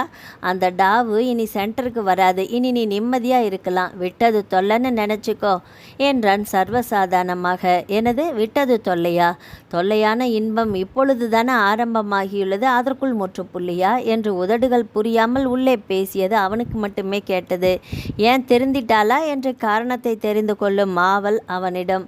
அவ எங்கடா திருந்த போறா? தாசில்தாருக்கு திடீர்னு உடம்புக்கு முடியாமல் போயிடுச்சு. உசுறு போகிறதுக்குள்ளே பேத்தி ஒருத்த கையில் பிடிச்சு கொடுத்துடலான்னு நினச்சி அவள் படிப்பை நிறுத்திட்டாரு. மும்மரமாக மாப்பிள்ளையை தேடுறாரு என்றான். செல்வத்தின் ஒவ்வொரு வார்த்தைகளும் தீ விளம்பாக அவன் காதிற்குள் சுழன்றது. தொண்டைக்குழிக்குள்ளே ஏதுவோ இடறியது. பின்பு முள்ளாக மாறி உறுத்தியது. காதலை உணர்ந்து கொண்டு முழுதாக அனுபவிக்க கூட முடியாமல் சருகாக சரிந்த நிலை என் காதலுக்கு. துடித்து போய் அமர்ந்திருந்தான். அதிர்ச்சியை வெளிக்காட்டாமல் மறைத்து கொண்டான். மேற்கொண்டு விசாலியை பற்றி விசாரித்தால் செல்வம் தவறாக எண்ணக்கூடும் என்று எண்ணியவன் அதைவிட அப்புறம் வேற என்ன ஸ்பெஷல் என்று இயல்பாக இருப்பது போல காட்டிக்கொண்டான். செல்வம் பேச வாய் திறந்த வேளையில் பிரசன்னா அறைக்குள் பிரவேசித்தான். வாடா என்றான் யோசித்தபடியே. அவன் வந்து அமர்ந்ததோ நாகரிகம் கருதி வழக்கம் போல செல்வம் எழுந்து செல்ல முயன்றான். இல்லைனா நீங்களும் உட்காருங்க என்றவன் இன்னொரு இருக்கையில் அமர்ந்தான். என்னடா வேலையில் சேரலையா இன்னும்? வீட்டில் நான் கேட்டதுக்கு நீ பதிலே சொல்லாமல் போயிட்ட என்று ஏறிட்டான். அதை பற்றி பேசதானா இப்போ நான் வந்திருக்கேன் என்றான் மெல்லிய குரலில். பிரசன்னாவின் தயக்கம் அசம்பாவிதம் சுமந்திருப்பதை உணர்ந்தான். சொல்லுடா. செல்வத்தையும் திருமலையையும் ஒரு முறை ஏறெடுத்து பார்த்துவிட்டு பேசத் தொடங்கினான். அண்ணா, நான் ஏமாந்து போயிட்டேனா என்று கூறிவிட்டு தலை குனிந்தான் செல்வம். அவன் விரல்கள் தன்னிச்சையாக பேப்பர் வெயிட்டை சுழற்றியபடியே இருந்தது. என்ன சொல்கிற? ஏமாந்துட்டியா? யாருக்கிட்ட? எப்படி? கொஞ்சம் புரியும்படியாத்தான் சொல்ல என்று படபடத்தான். ஒசூரில் ஒரு பெரிய தொழிற்சாலை இருக்குது. அங்கே வேலை கிடைச்சா அது கவர்மெண்ட் வேலைக்கு சமம்னு உங்களுக்கே தெரியும். ஒரு ஏஜென்ட் எனக்கு அங்கே வேலை வாங்கி தரதா சொல்லி 50,000 ரூபாய் ரொம்ப கேட்டார். அப்பா கிட்ட வந்து சொன்னேன், ஒரு நல்ல வேலை கிடைக்கிறதுக்கு பணம் தந்தால் தப்பே இல்லைன்னு அவரும் சொன்னார். அவங்கக்கிட்ட மொத்த தொகையையும் கொடுத்தேன். அப்பாயின்மெண்ட் ஆர்டரை கையில் தந்துட்டு போயிட்டான். அப்பாயின்மெண்ட் ஆர்டரில் குறிப்பிட்ட தேதியில் வேலையில் சேரப்போனேன். அப்போ தான் எனக்கு அவன் சாயமே வெளுத்தது. டாக்குமெண்ட்ஸும் அப்பாயின்மெண்ட் ஆர்டரும் போலின்னு தெரிஞ்சது. அதிர்ச்சிக்குள்ளானான். தலையில் கை வைத்து அமர்ந்து கொண்டான் திருமலை. படித்தோம் தானடா நீ, ஏமாத்துறவனா நான் எப்பவும் குத்தம் சொல்ல மாட்டேன். ஏமாந்து நிற்கிறவன் மேலே தானே தப்பு. நாம் உஷாராக இருந்தால் நம்ம ஏன் ஒருத்தன் ஏமாற்ற போகிறான்? கவர்மெண்ட் வேலைன்னு ஏன்டா ஆளாக பறக்கிறீங்க? போட்டிகள் நிறைஞ்ச இந்த காலத்தில் ஒரு நல்ல வேலை கிடைக்கிறதே பெரும்பாடாக இருக்குது. அப்படியே கிடைச்சாலும் அதில் பல தொல்லைகள். முதலாளி ஒத்துப்போனால் சக ஊழியர்களிடம் மனஸ்தாபம், பிரச்சனை எல்லாம். அப்புறம் தொழிலாளிகளோட தொல்லைகள்னு இப்படி 1008 பிரச்சனைகள் இருக்குது. மாதம் பிறந்தா ஒருத்தன் கையால் சம்பளம் வாங்குறதுன்னா சும்மாவா? உனக்கு அந்த தொழிற்சாலையில் வேலை வேணும்னா நியாயமான முறையில் முயற்சி செஞ்சுருக்கணும். நாட்கள் விரயமானாலும் பரவாயில்லைன்னு காத்திருக்க பழகியிருக்கணும். ஒரு நல்ல வேலை கிடைக்கிற வரையிலும் கிடைக்கிற வேலையை செய்கிறது ஒன்றும் தப்பில்லையே. அதை விட்டுட்டு நியாயமற்ற முறையில் முயற்சி செஞ்சு ஒரு பெருந்தொகையை கொடுத்து ஏமாந்து நிற்கிறியேடா, எனக்கே வெக்கமாக இருக்கு என்றவன் கை நெற்றியில் வைத்து கொண்டு அமர்ந்து விட்டான். அப்பா தான் நான் நல்ல வேலைன்னு என்றவனை குறுக்கிட்டான். ஒரு காலத்தில் அவரை எனக்கும் தான் கவர்மெண்ட் வேலைன்னு வற்புறுத்திக்கிட்டே இருந்தார். அவர் படிக்காதவர். இப்போ சமுதாயத்தில் நடக்கிற நிகழ்வுகள் அவருக்கு எப்படி தெரியுமா? நானும் பல கம்பெனிகள் ஏறி இறங்கினவன் தான். முட்டி மோதி பார்த்துட்டு முடியலன்னதும் லோன் போட்டு படித்த படிப்புக்கு ஏற்ற மாதிரி சென்டரை போட்டுட்டு நிம்மதியாக இருக்கேன். இங்கே முதலாளியும் நான் தான், தொழிலாளியும் நான் தான். யாருக்கும் பயப்பட தேவையில்லை, யாருக்கும் சலாம் போட வேண்டிய அவசியமும் இல்லை. இந்த வேலையோட அருமை அப்பனுக்கு எங்கே புரிய போகுது? இன்னொருத்த முன்னாடி கையை கட்டி நிற்கிறது தான் கௌரவம்னு நினைக்கிறாரு. நானும் டெல்லியிலேருந்து வந்ததுலேருந்து பார்த்துக்கிட்டு தான் இருக்கேன். என்னை பார்த்தா பம்முறாரு. நான் டெல்லிக்கு போன சமயத்தில் ஆண்டவன் இவருக்கு நல்ல புத்தியை கொடுத்துட்டாரேன்னு நினச்சேன். பணத்தை தொலைச்சதுனால தான் பம்முறாரு அவர் என்றான். கவலையில் மௌனமாக தலை குனிந்தபடி அமர்ந்திருந்தான் பிரசன்னா. விடுடா, போனது போகட்டும். கவலைப்பட்டு நின்னா என்ன பிரயோஜனம் சொல்லு? ஆனால் அப்பனுக்கு இது ஒரு நல்ல பாடமாக இருக்கும்னு நினைக்கிறேன். நடந்ததையே நினச்சிட்டு இருக்கிறாம இன்னொரு நல்ல வேலை கிடைக்கிற வரைக்கும் இங்கே வந்து சென்டரை பார்த்துக்கோ. உனக்கும் பொழுது போகும். பணத்தை பற்றி கவலைப்படாத. விட்ட காசை வேலையில் போய் சேர்ந்து 1 வருஷத்துக்குள்ளே எடுத்துடலாம், சரியா? இல்லைன்னா பெரிய தொகையேன்னு தயங்கி கூறியவனை இடைமறித்தான். பெரிய தொகை தான் இல்லைங்களே, அதையே நினச்சி வருத்தப்பட்டுக்கிட்டு நின்னா திரும்ப வந்துடுமா? கவலையை விடு. முதல்ல வினோதினியை சரி கட்டணும். பாவம் ரொம்ப குழம்பி போயிருக்கிறா என்று எழுந்தான் திருமலை. செல்வமும் உடன் எழுந்தான். அப்போ நானும் கிளம்புறேன்டா, டவுனு வரைக்கும் போகணும் என்றவன் பிரசன்னாவிடம் திரும்பினான். பிரசன்னா, கவலைப்படாதப்பா, எல்லாமே சரியாயிடும் என்று அவன் தோலை தட்டி கொடுத்துவிட்டு வெளியேறினான் செல்வம். அண்ணா, நான் இங்கே வரும்போது வினோ அம்மாக்கிட்ட ஏதோ சொல்லிட்டு இருந்தா. அவள் மறுபடியும் டெல்லிக்கு போக போகிறதே இல்லையா? அழறா. அவளுக்கு என்ன தான் பிரச்சனை இருக்கும்? இவ்வளோ பெரிய முடிவு எடுத்திருக்கிறான்னா நிறைய பாதிப்பு அடைஞ்சிருக்கான்னு நினைக்கிறேன். நீ தான் அங்கே போனல்ல, உனக்கு ஏதாவது தெரிஞ்சுதா என்று மற்றொரு குண்டை தூக்கி போட்டான். பிரச்சனை நம்ம வினோவுக்கு தாண்டா. மாப்பிள்ளை மேலே பெருசாக பிரச்சனை இருக்கிற மாதிரி எனக்கு தெரியலையே. கிளம்பு, போகலாம் என்று பணியாளர்களிடம் கூறிவிட்டு வெளியே வந்தான். வரும் பொழுது விசாலி வழக்கமாக அமரும் காலியான இருக்கையை ஒரு ஏக்க பார்வை பார்த்துவிட்டு வெளியேறினான். வீட்டிற்குள் நுழைந்ததும் லோகநாயகியின் முகம் அழுது வீங்கியிருந்தது. முகத்தை துடைத்து கொண்டே சுந்தரேசனுக்கு வெட்டிய இளநீரை சொம்பில் ஊற்றி கொண்டு வந்து தந்தாள். இவர்களுக்கும் கொண்டு வந்து தருமாறு சைகை செய்தார். சில நொடிகளில் திருமலைக்கும் பிரசன்னாவுக்கும் இளநீர் வந்தது. வினோ எங்கம்மா? பின்னாடி இருக்கிற கனகா வீடு வரைக்கும் போயிருக்காப்பா. வார்த்தைகள் சலிப்போடு வந்தது. வியர்வையில் ஈரமான முகத்தை சுங்குடி புடவை தலைப்பில் துடைத்தபடியே தூணில் சாய்ந்தமர்ந்தாள். உங்க மக என்னதான் சொல்றா என்று காலியான இளநீர் மட்டையை கீழே வைத்தான் திருமலை. என்ன சொல்றா? இனிமே புருஷன் வீட்டுக்கு போக மாட்டேன்னு தலையில கல்லை தூக்கி போட்டாப்புல சொல்லிட்டாப்பா. வற்புறுத்தி சமாதானப்படுத்தி அனுப்பி வச்சா பைத்தியம் ஆயிடுவாளாம். என்னையே மிரட்டிட்டு போறா. கையை வெட்டுறா, புத்தகத்தை கிழிக்கிறான்னு மாப்பிள்ளை ஏதேதோ சொன்னாரப்பா. இப்போ பாரு, சின்ன பெண்ணாட்டம் சந்தோஷமாக தெரியுறா.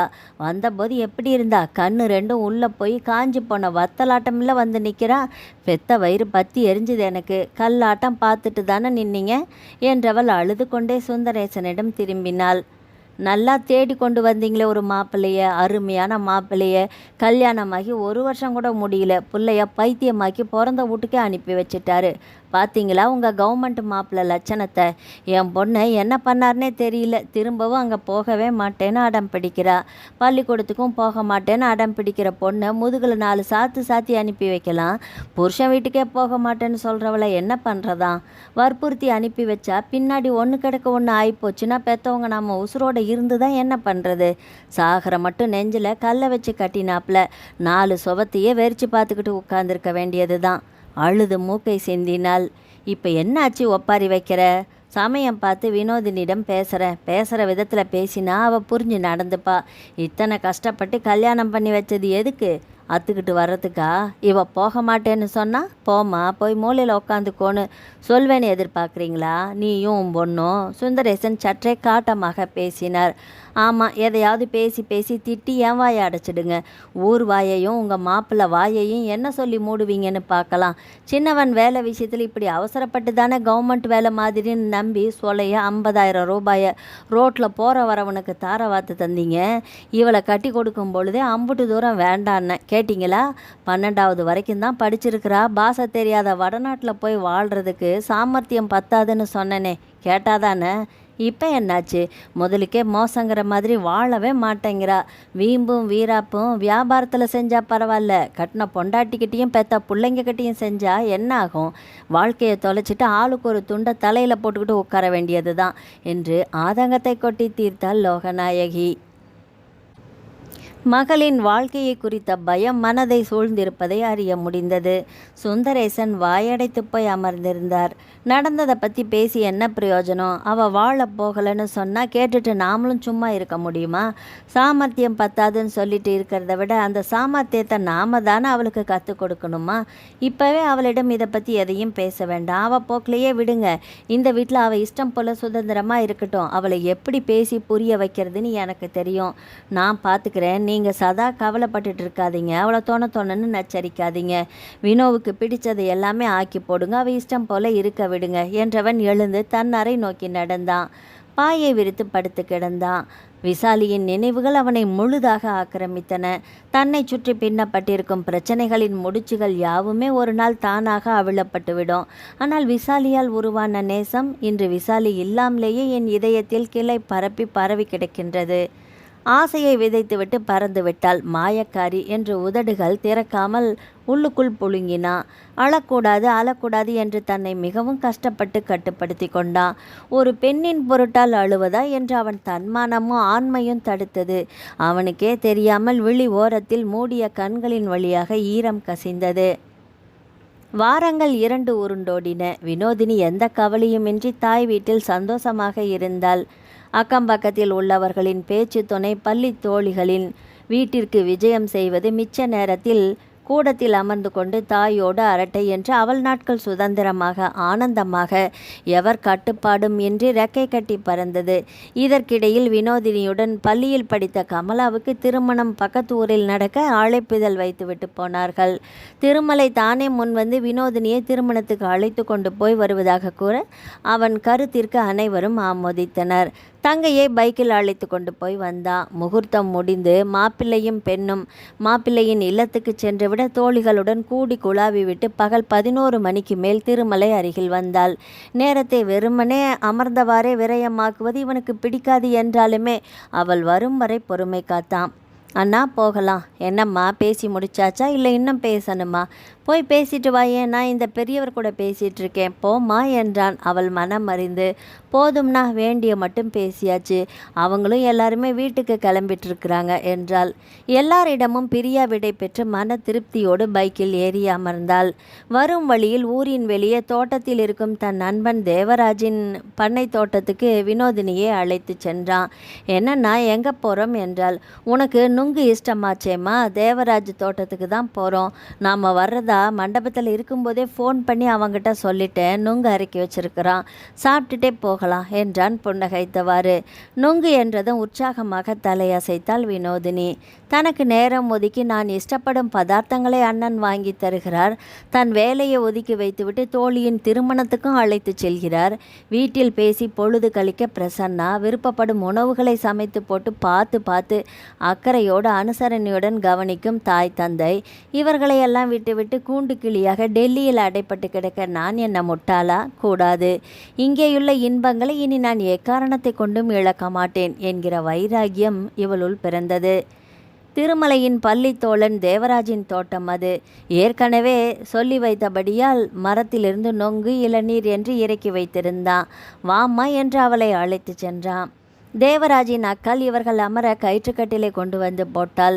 வெயிலில் வண்டி ஓட்டி வந்ததின் களைப்பு, தோட்டத்தின் குளுமை, ஜில்லென்று ஒரு சொம்பு பானை தண்ணீரிலும் அலுப்பும் களைப்பும் இருந்த இடம் தெரியாமல் போனது.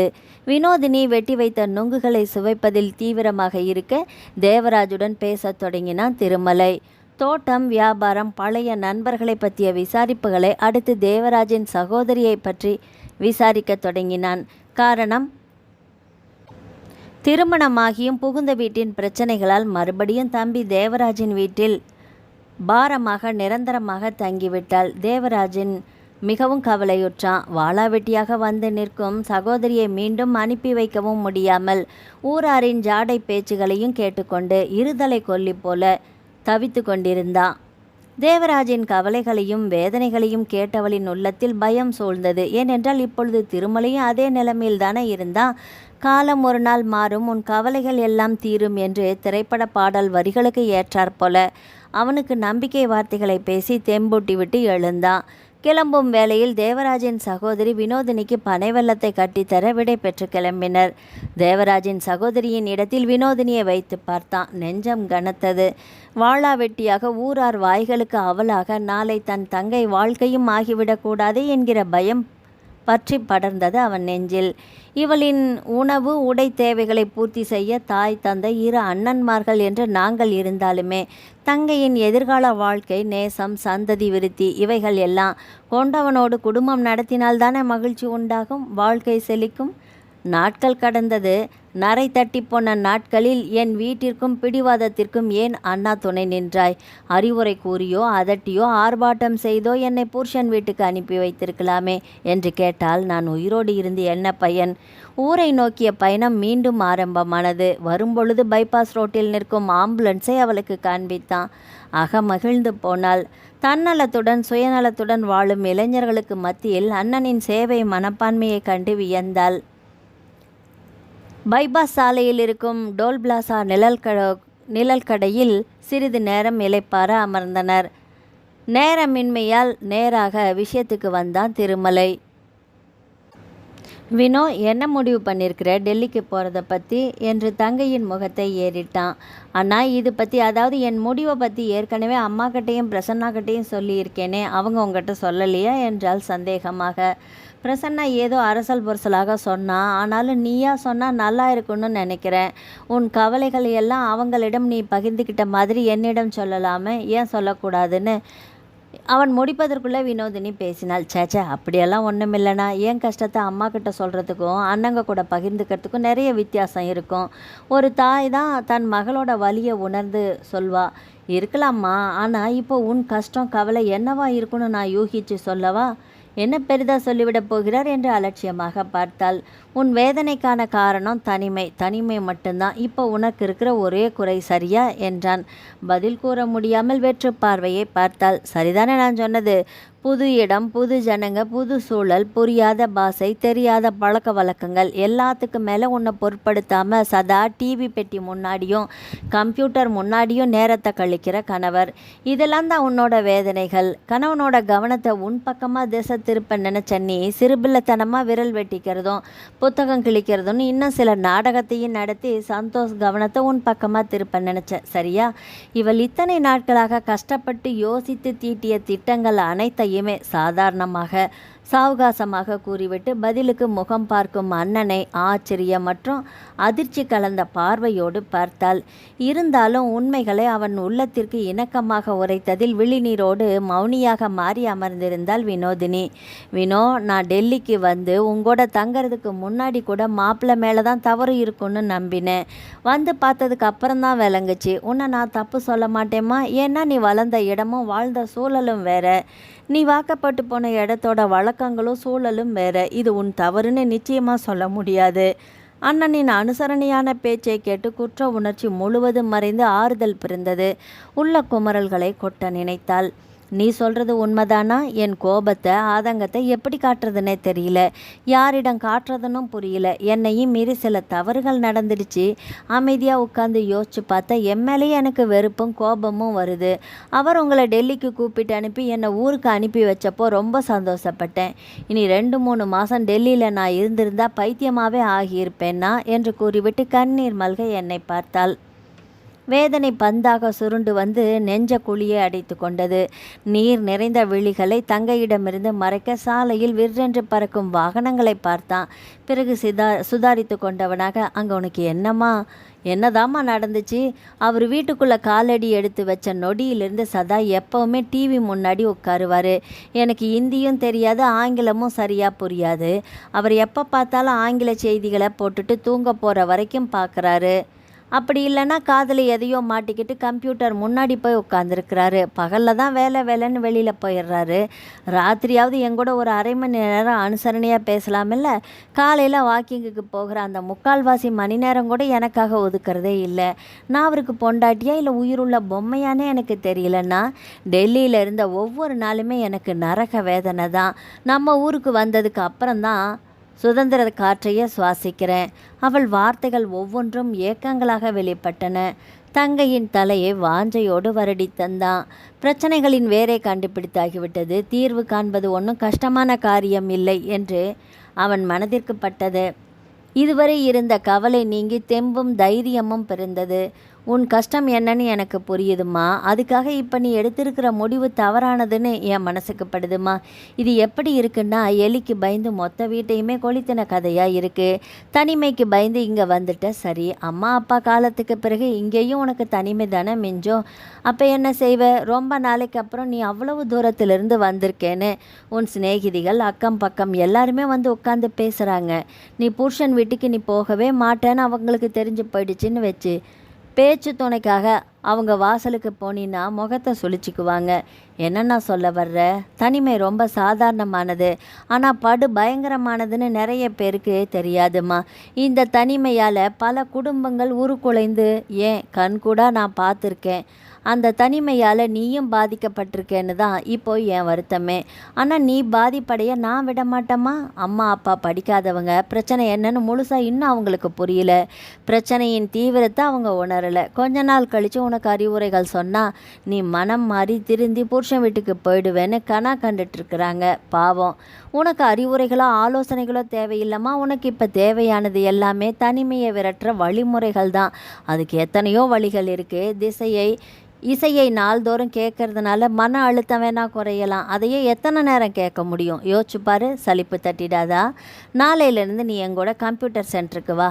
கம்ப்யூட்டரை பற்றி உனக்கு கற்றுத்தரேன். இது நேரம் போக மட்டுமில்லை, நேர்மையான வழியில் கம்ப்யூட்டரை பயன்படுத்தி எப்படியெல்லாம் சம்பாதிக்கலான்னு சொல்லித்தரேன். இந்த காலத்தில் பெண்ணுக்கு சம்பாத்தியம் ரொம்ப முக்கியம், அவசியமும் கூட. உதாரணத்துக்கு உனக்கே புரியும்படியாக சொல்கிறேன். பல வருட போராட்டத்துக்கு அப்புறம் சட்டமன்றத்தில் பெண்களுக்கு 33% இடஒதுக்கீடு இந்த வருடம்தான் கிடச்சிருக்குது. இதுக்காக பெண்கள் எத்தனையோ போராட்டங்களையும் தடைகளையும் அவமானங்களையும் சந்தித்து வந்திருப்பாங்க தெரியுமா? ஆனால் உன்னால் கேவலம் தனிமையை விரட்ட முயற்சிக்க மாட்டியா நீ? உனக்கு என்னென்ன உதவி வேணுமோ கேளு, நான் இருக்கேன் சொல்லித்தரேன்.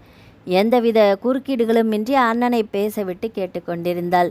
இப்போ நாம் தேவராஜ் வீட்டுக்கு போனோமே, அவன் அக்காவை பார்த்ததானே? குருவி சேர்க்குறாப்புல பணத்தை சேர்த்து கஷ்டப்பட்டு கல்யாணம் கட்டி கொடுத்தான். அவங்க என்னடானா மாமியார் நாத்தனாரோட ஏச்சுக்கும் பேச்சுக்கும் பயந்து புருஷன் கூட சண்டை போட்டுக்கிட்டு பல வருஷமாக தம்பி வீட்டில் வந்து உட்காந்துட்டாங்க. இப்போ வாழா வெட்டிங்கிற பேர் மட்டும்தான் அவங்களுக்கு மிச்சம்.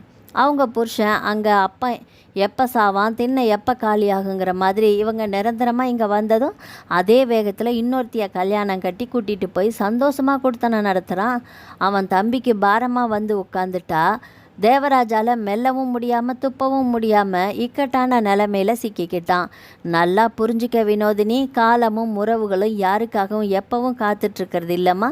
அது பாட்டுக்கு போயிட்டே தான் இருக்கும். காலத்தையும் உறவுகளையும் சரிவர பயன்படுத்த தெரியாதவன் தான் முட்டாள். ஒரு பொண்ணோட தனிமையை விலை பேச இந்த சமுதாயத்தில் ஏகப்பட்ட குள்ளநரிகள் இருக்குமா? சொல்ல வேண்டியதை சொல்லிட்டேன். இது உன் வீடுமா? உன்னோட அண்ணன்களும் சரி பெற்றவங்களும் சரி எதுக்குமே உன்னை கட்டாயப்படுத்த மாட்டோம். உன் வாழ்க்கையையும் எதிர்காலத்தையும் நாங்கள் தட்டி பறிக்க மாட்டோம். ஆனால் நீ அதை தொலைச்சிடாதம்மா என்று எழுந்தான். வினோதினி மௌனமாக எழுந்தாள்.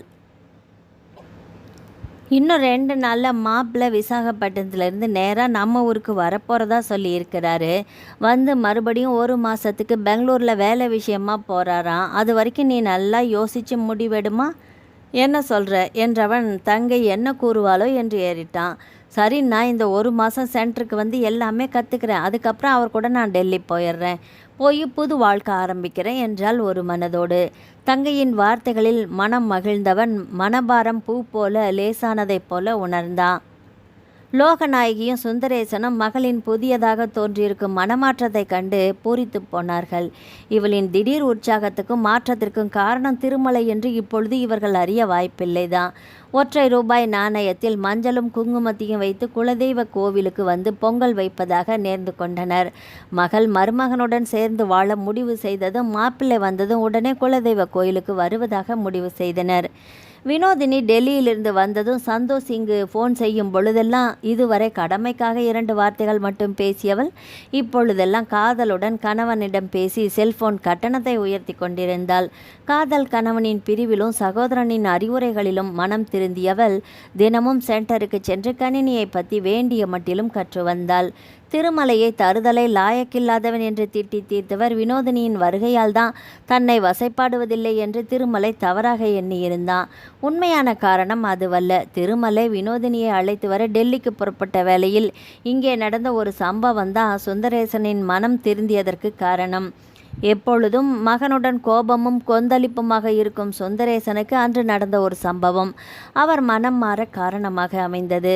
வழக்கம் போல ஊருக்குள் சென்று பாலை விநியோகம் செய்துவிட்டு வீடு திரும்பி கொண்டிருந்தவரை தூரத்தில் இருந்து ஒரு பெண் குரல் வண்டியை பிரேக் போட்டு நிறுத்தச் செய்தது. ஐயா வீட்டில் பெரிய தம்பி இருக்காங்களா என்று கூறியவளின் குரல் தடுமாற்றத்தை விட கலவரம் சுமந்திருப்பதை உணர்ந்தார். வண்டியை நிறுத்திவிட்டு அவளை பார்த்தார். திருமலை ஒரு புதிய பிரச்சனையை இங்கே கிளப்பிவிட்டு போயிருப்பான் போல தோன்றுகிறது. அதன் விளைவாகத்தான் இந்த பெண்ணின் முகம் விபரீதத்தை சுமந்திருக்கிறது. அவன் வந்ததும் வார்த்தைகளால் வறுத்தெடுப்பது என்று முடிவு செய்து தீர விசாரிக்கலாம் என்று வண்டியிலிருந்து இறங்கி நின்றார். என்ன விஷயம்னு என்கிட்ட சொல்லுமா? அவன் ஊரில் இல்லை, ஏதாவது பிரச்சனையா? ஐயா, நேற்று ராத்திரி என் புருஷன் என்றவள் முழுவதும் கூற முடியாமல் முந்தானையால் வாயை பொத்தியபடி அழுதாள். பிறகு ஐயா, பைபாஸ் ரோடு வழியாக அவர் வீடு திரும்பிட்டு இருந்தாரு. லாரிக்காரன் சண்டால வண்டியை அடிச்சுட்டு நிறுத்தாமல் போயிட்டான் பாவி பைய. அங்கே இருக்கிறவங்க நின்றுட்டு இருந்த ஆம்புலன்ஸில் அவரை கொண்டு போய் பக்கத்தூரில் இருக்கிற பெரிய ஆஸ்பத்திரியில் சேர்த்திருக்காங்க. அவரை தக்க சமயத்தில் ஆஸ்பத்திரிக்கு கூட்டிகிட்டு போயிட்டதால தான் அவரோட உசிரியை காப்பாற்ற முடிஞ்சுதுன்னு டாக்டருங்க சொன்னாங்க. என் தாலியை காப்பாற்றினது அந்த டாக்டர் மட்டும் இல்லைங்கய்யா, உங்கள் பிள்ளையும் தான்.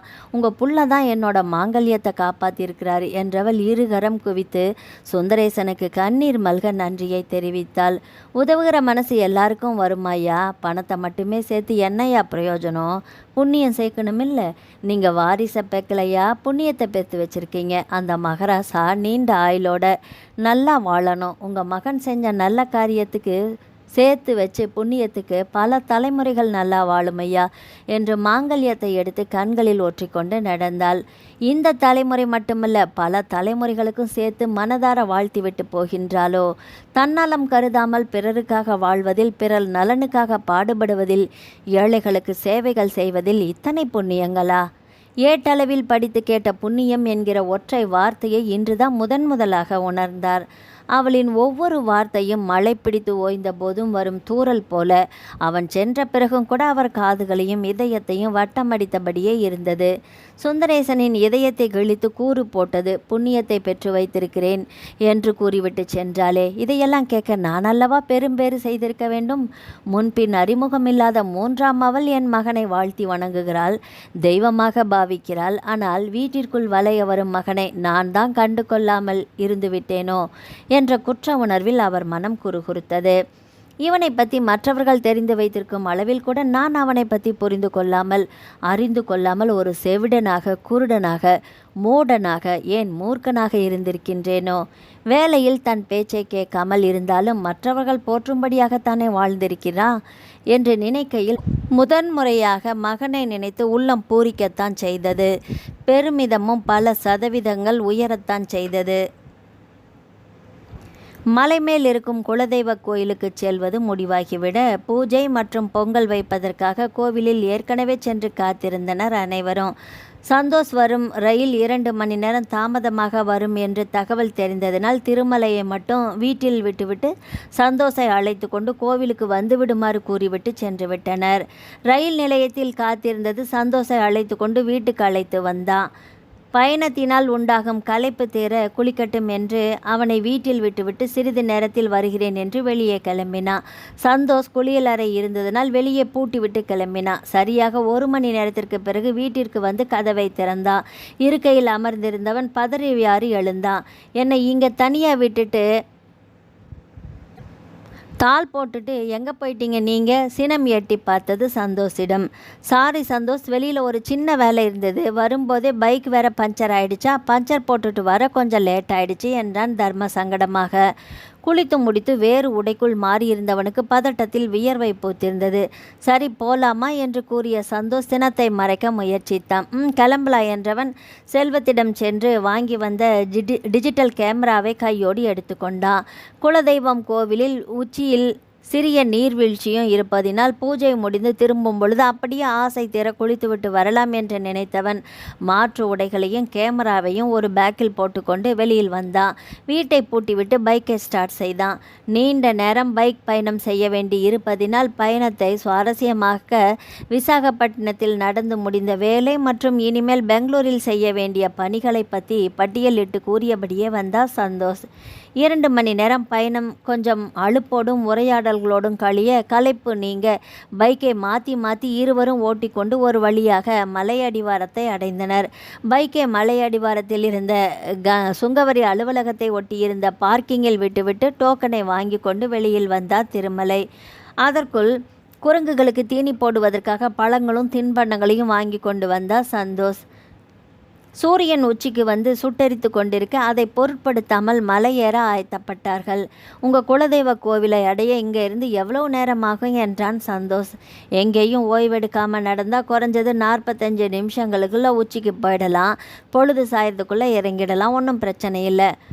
வாட் 45 மினிட்ஸா? மை காட் என்று வாயை பிளந்தான் சந்தோஷ். நானும் வந்ததிலிருந்து பார்க்குறேன், நீங்கள் வினோதினியை பற்றி பேசவே மாட்டேங்கிறீங்களே.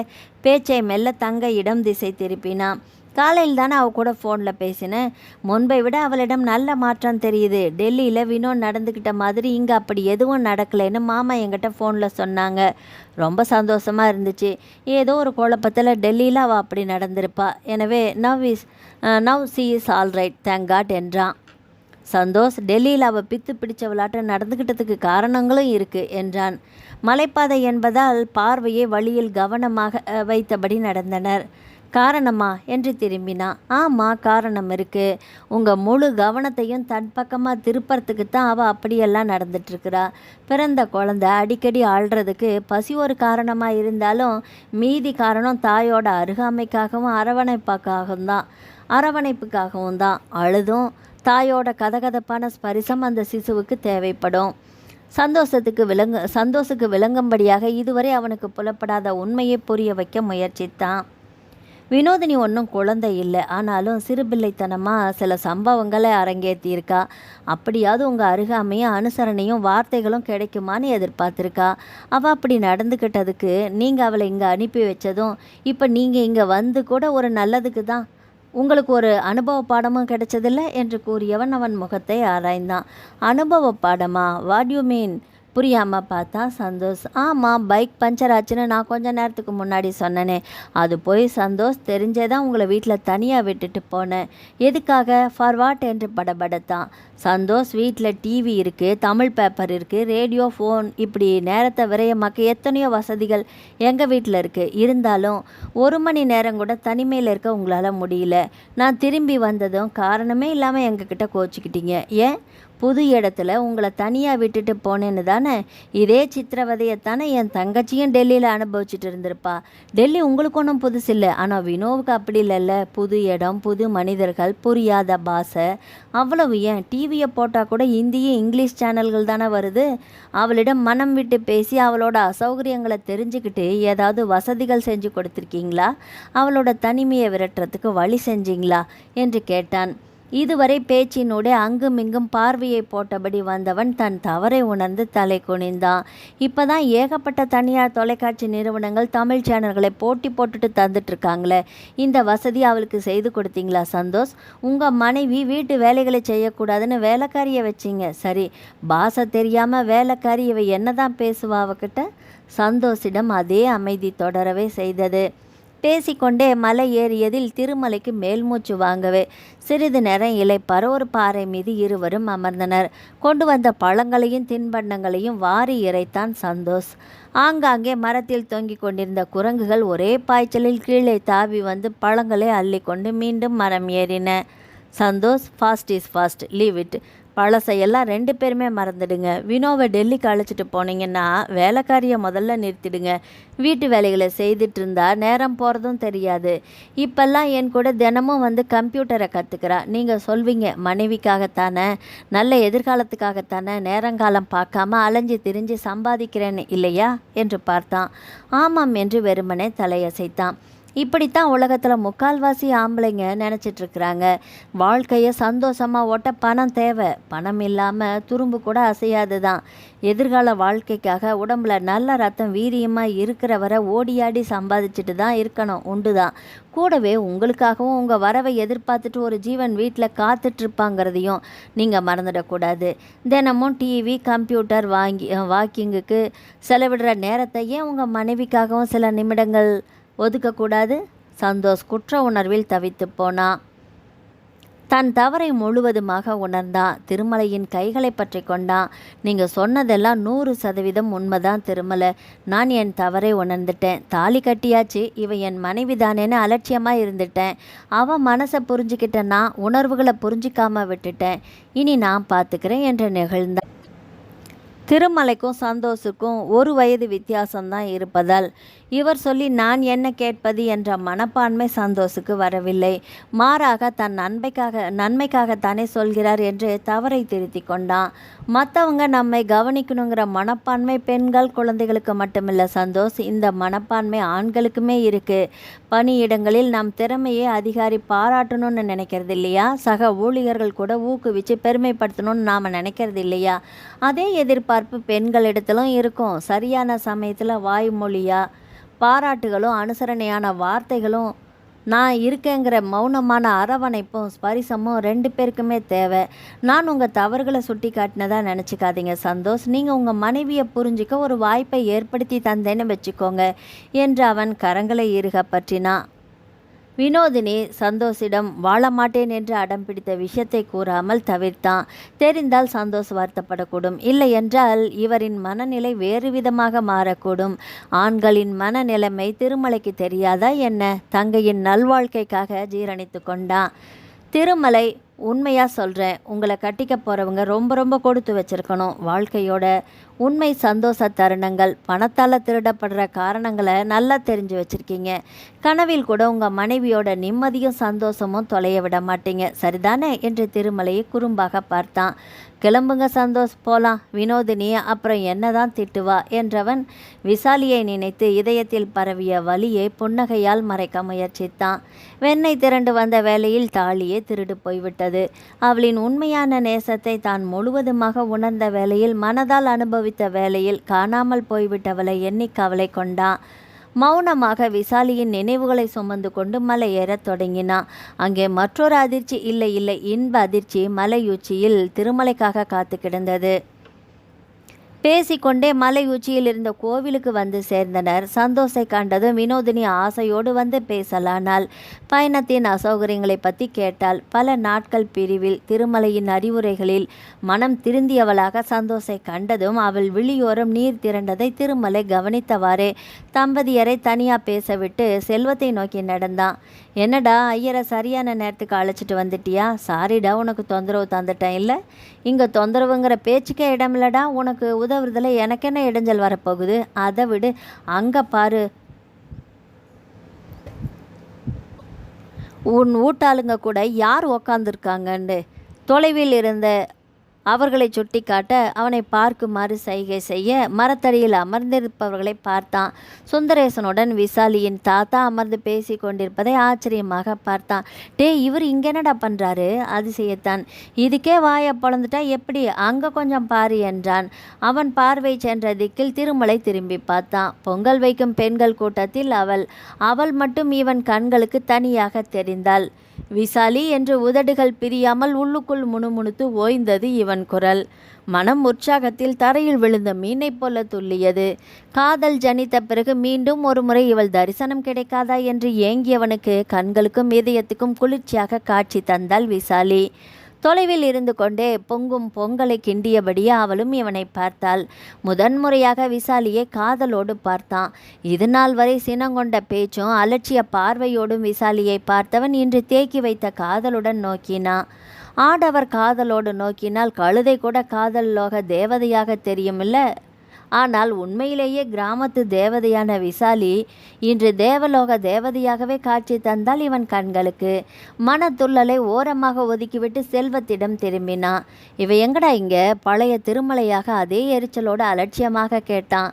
குலதெய்வ கோவிலில் பொங்கல் வைக்க போகிறோம், நீங்களும் வாங்கன்னு உங்கள் அப்பா தான் நேற்று தாசில்தாரை போய் அழைச்சிருக்கிறாரு என்றான் செல்வம். ஏன், எதுக்கு? புரியாமல் பார்த்தான். ஏன்னா கேட்குற, குலதெய்வ கோயிலுக்கு போக வருங்கால சம்பந்தியை அழைக்காட்டி எப்படியா என்றவன் குறும்பாக சிரித்தான். இந்த தருணத்தில் கன கச்சிதமாக வந்து நின்றான் பிரசன்னா. அவன் முகத்தில் குறும்பு புன்னகை படர பொய்க்கோபத்தை முகத்தில் தேக்கினான். என்னடா ரெண்டு பேரும் மாற்றி மாற்றி பார்த்து நம்மட்டு சிரிப்பு சிரிக்கிறீங்க? என்னடா நடந்தது? நான் ஊரில் இல்லாத சமயம் பார்த்து என்னவோ நடந்திருக்கு. என்கிட்ட ஏதோ மறைக்கிறீங்க. நீங்கள் சொல்லி தொலைங்களேண்டா. பிரசன்னா, உங்கள் அண்ணன் பாவம், ரொம்ப கெஞ்சறான், நீயே சொல்லிடு இவங்கிட்ட என்று சமிக்கை செய்தான். பிரசன்னா கூற தயாரானான். இவர்களை வற்புறுத்துவதற்குள் திருமலையின் கண்கள் விசாலையை இரண்டொரு முறை நோக்கிவிட்டு திரும்பியது. அவள் கைகள் இன்னமும் கரண்டியை பிடித்து கொண்டிருந்தது. அவள் கரண்டியை பிடித்திருக்கும் தோரணை திருமலைக்கு எதையோ நினைவுபடுத்தியது. அன்றொரு நாள் தாசில்தார் முன்னிலையில் சென்டரில் கரண்டி பிடிக்கும் கைகளுக்கு கம்ப்யூட்டர் படிப்பு எதுக்கு என்று கேட்டது இப்பொழுது சரியான நேரத்தில் நினைவூட்ட சிரிப்பை மறைக்க சிரமப்பட்டு நெளிந்தான். அண்ணா, அன்னைக்கு நீங்களும் வினோதினியும் ஒரு கல்யாணத்துக்கு போயிட்டீங்கல்ல, அப்போ தாசில்தார் நம்ம வீட்டுக்கு வந்திருந்தாரு. அவங்க பேத்திக்கு உங்களை திருமணம் செய்து வைக்க முடியுமான்னு அப்பா கிட்ட கேட்டிருக்கிறாரு. அம்மா அப்பாவுக்கு பெண்ணை பார்த்ததுமே பிடிச்சு போச்சு. நீங்களும் அண்ணியை பார்த்துக்கோங்க, பார்க்க தான் இவங்களை இன்னைக்கு இங்கே வரவழைச்சிருக்காங்க. பிரசன்னா, உன் அண்ணன் தான் அண்ணியை தினமும் சென்டரில் பார்த்துட்டு இருந்திருக்கிறானே, ஏதோ புதுசாக பார்க்குற மாதிரில ஜோடனை செய்கிற என்றான் செல்வம். சென்டரில் பார்த்துருக்கலாம், ஆனால் கல்யாணம் முடிவானதுக்கு அப்புறமா அண்ணனோட பார்வையே வித்தியாசப்படும் இல்லையா? அங்கே பாருங்க, அம்மா இப்போவே அண்ணி கையில் கரண்டியை தந்துட்டு போய் உட்காந்துட்டாங்க என்றான். பிரசன்னா விசாலியை அண்ணி என்றதும் உச்சி குளிர்ந்து போனான் திருமலை பிரசன்னா முக்கியமான விஷயத்தை சொல்ல மறந்துட்டான். நீ டெல்லிக்கு போன சமயத்தில் தாசில்தாருக்கு உடம்புக்கு முடியாமல் போயிடுச்சு. பேத்திக்கு ஒரு கல்யாணத்தை பண்ணி வைக்க நினச்சிருக்கிறாரு. அந்த சமயம் பார்த்து உன் டாவு கட்டுனா உன்னை தான் கட்டுவேன்னு சொல்லியிருக்கிறா. பேத்தி விருப்பத்தை தட்டி கழிக்க விருப்பமே இல்லாமல் உடம்பு தேர்னதும் உன் வீட்டுக்கு வந்து உன் அப்பா கிட்ட பேசியிருக்கிறாரு. இருந்தாலும் உன் டாவுக்கு ரொம்ப தான் தைரியண்டா. உனக்கு தான் அவளை கண்டாலே ஆகாது, எரிஞ்சு விழுவ. இப்போ என்ன செய்ய போறியோ? வீட்டுக்கு போனதும் உன் அப்பா கிட்ட உங்கள்கிட்ட வந்து பெண்ணை பிடிச்சிருக்கான்னு கேட்டால் என்ன சொல்ல போகிற நீ? உன் நிலைமை படுமோசம்தான் என்று நண்பனின் மனநிலை அறிந்திராதவனாக கேட்டான் செல்வம். என்ன பண்ணுறது, வேற வழி இல்லை, அந்த தலைவலியை கட்டிக்க வேண்டியது தான் என்றவன் கண்ணடித்து சிரித்தான். சர்க்கரை பொங்கல் தொலைவில் தயாராகி கொண்டிருக்க எதிர்பாராத வேளையில் சுலபத்தில் எண்ணிக்கூட பார்க்காத தருணத்தில் இவன் காதல் ஈடேறியதை எண்ணி திருமலையின் உள்ளம் சர்க்கரை பாகாக கரைந்தது. திருமலையின் இதயம் விசாலியை எண்ணி என் அன்பே என் ஆருயிரே என்று கவி பாடத் துவங்கியது. கம்பன் வீட்டு கட்டுத்தறியும் கவி பாடுவது வியப்பொன்னும் இல்லைதானே. ஆனால் இன்று கம்ப்யூட்டர் கீபோர்டில் தாளமிட்ட கைகளும் ஜாவா ஓரக்கில் உச்சரித்த உதடுகளும் கவிஞர்களுக்கு ஈடாக கவி பாடத் துவங்கியிருக்கிறதே. வாழ்க காதல், வாழ்க இவ்வையகம். நாவல் முடிவடைந்தது. ஆதரவளித்த அனைத்து உள்ளங்களுக்கும் நன்றி. மீண்டும் அடுத்த ஒரு நாவல் பதிவில் சந்திக்கலாம். வணக்கம்.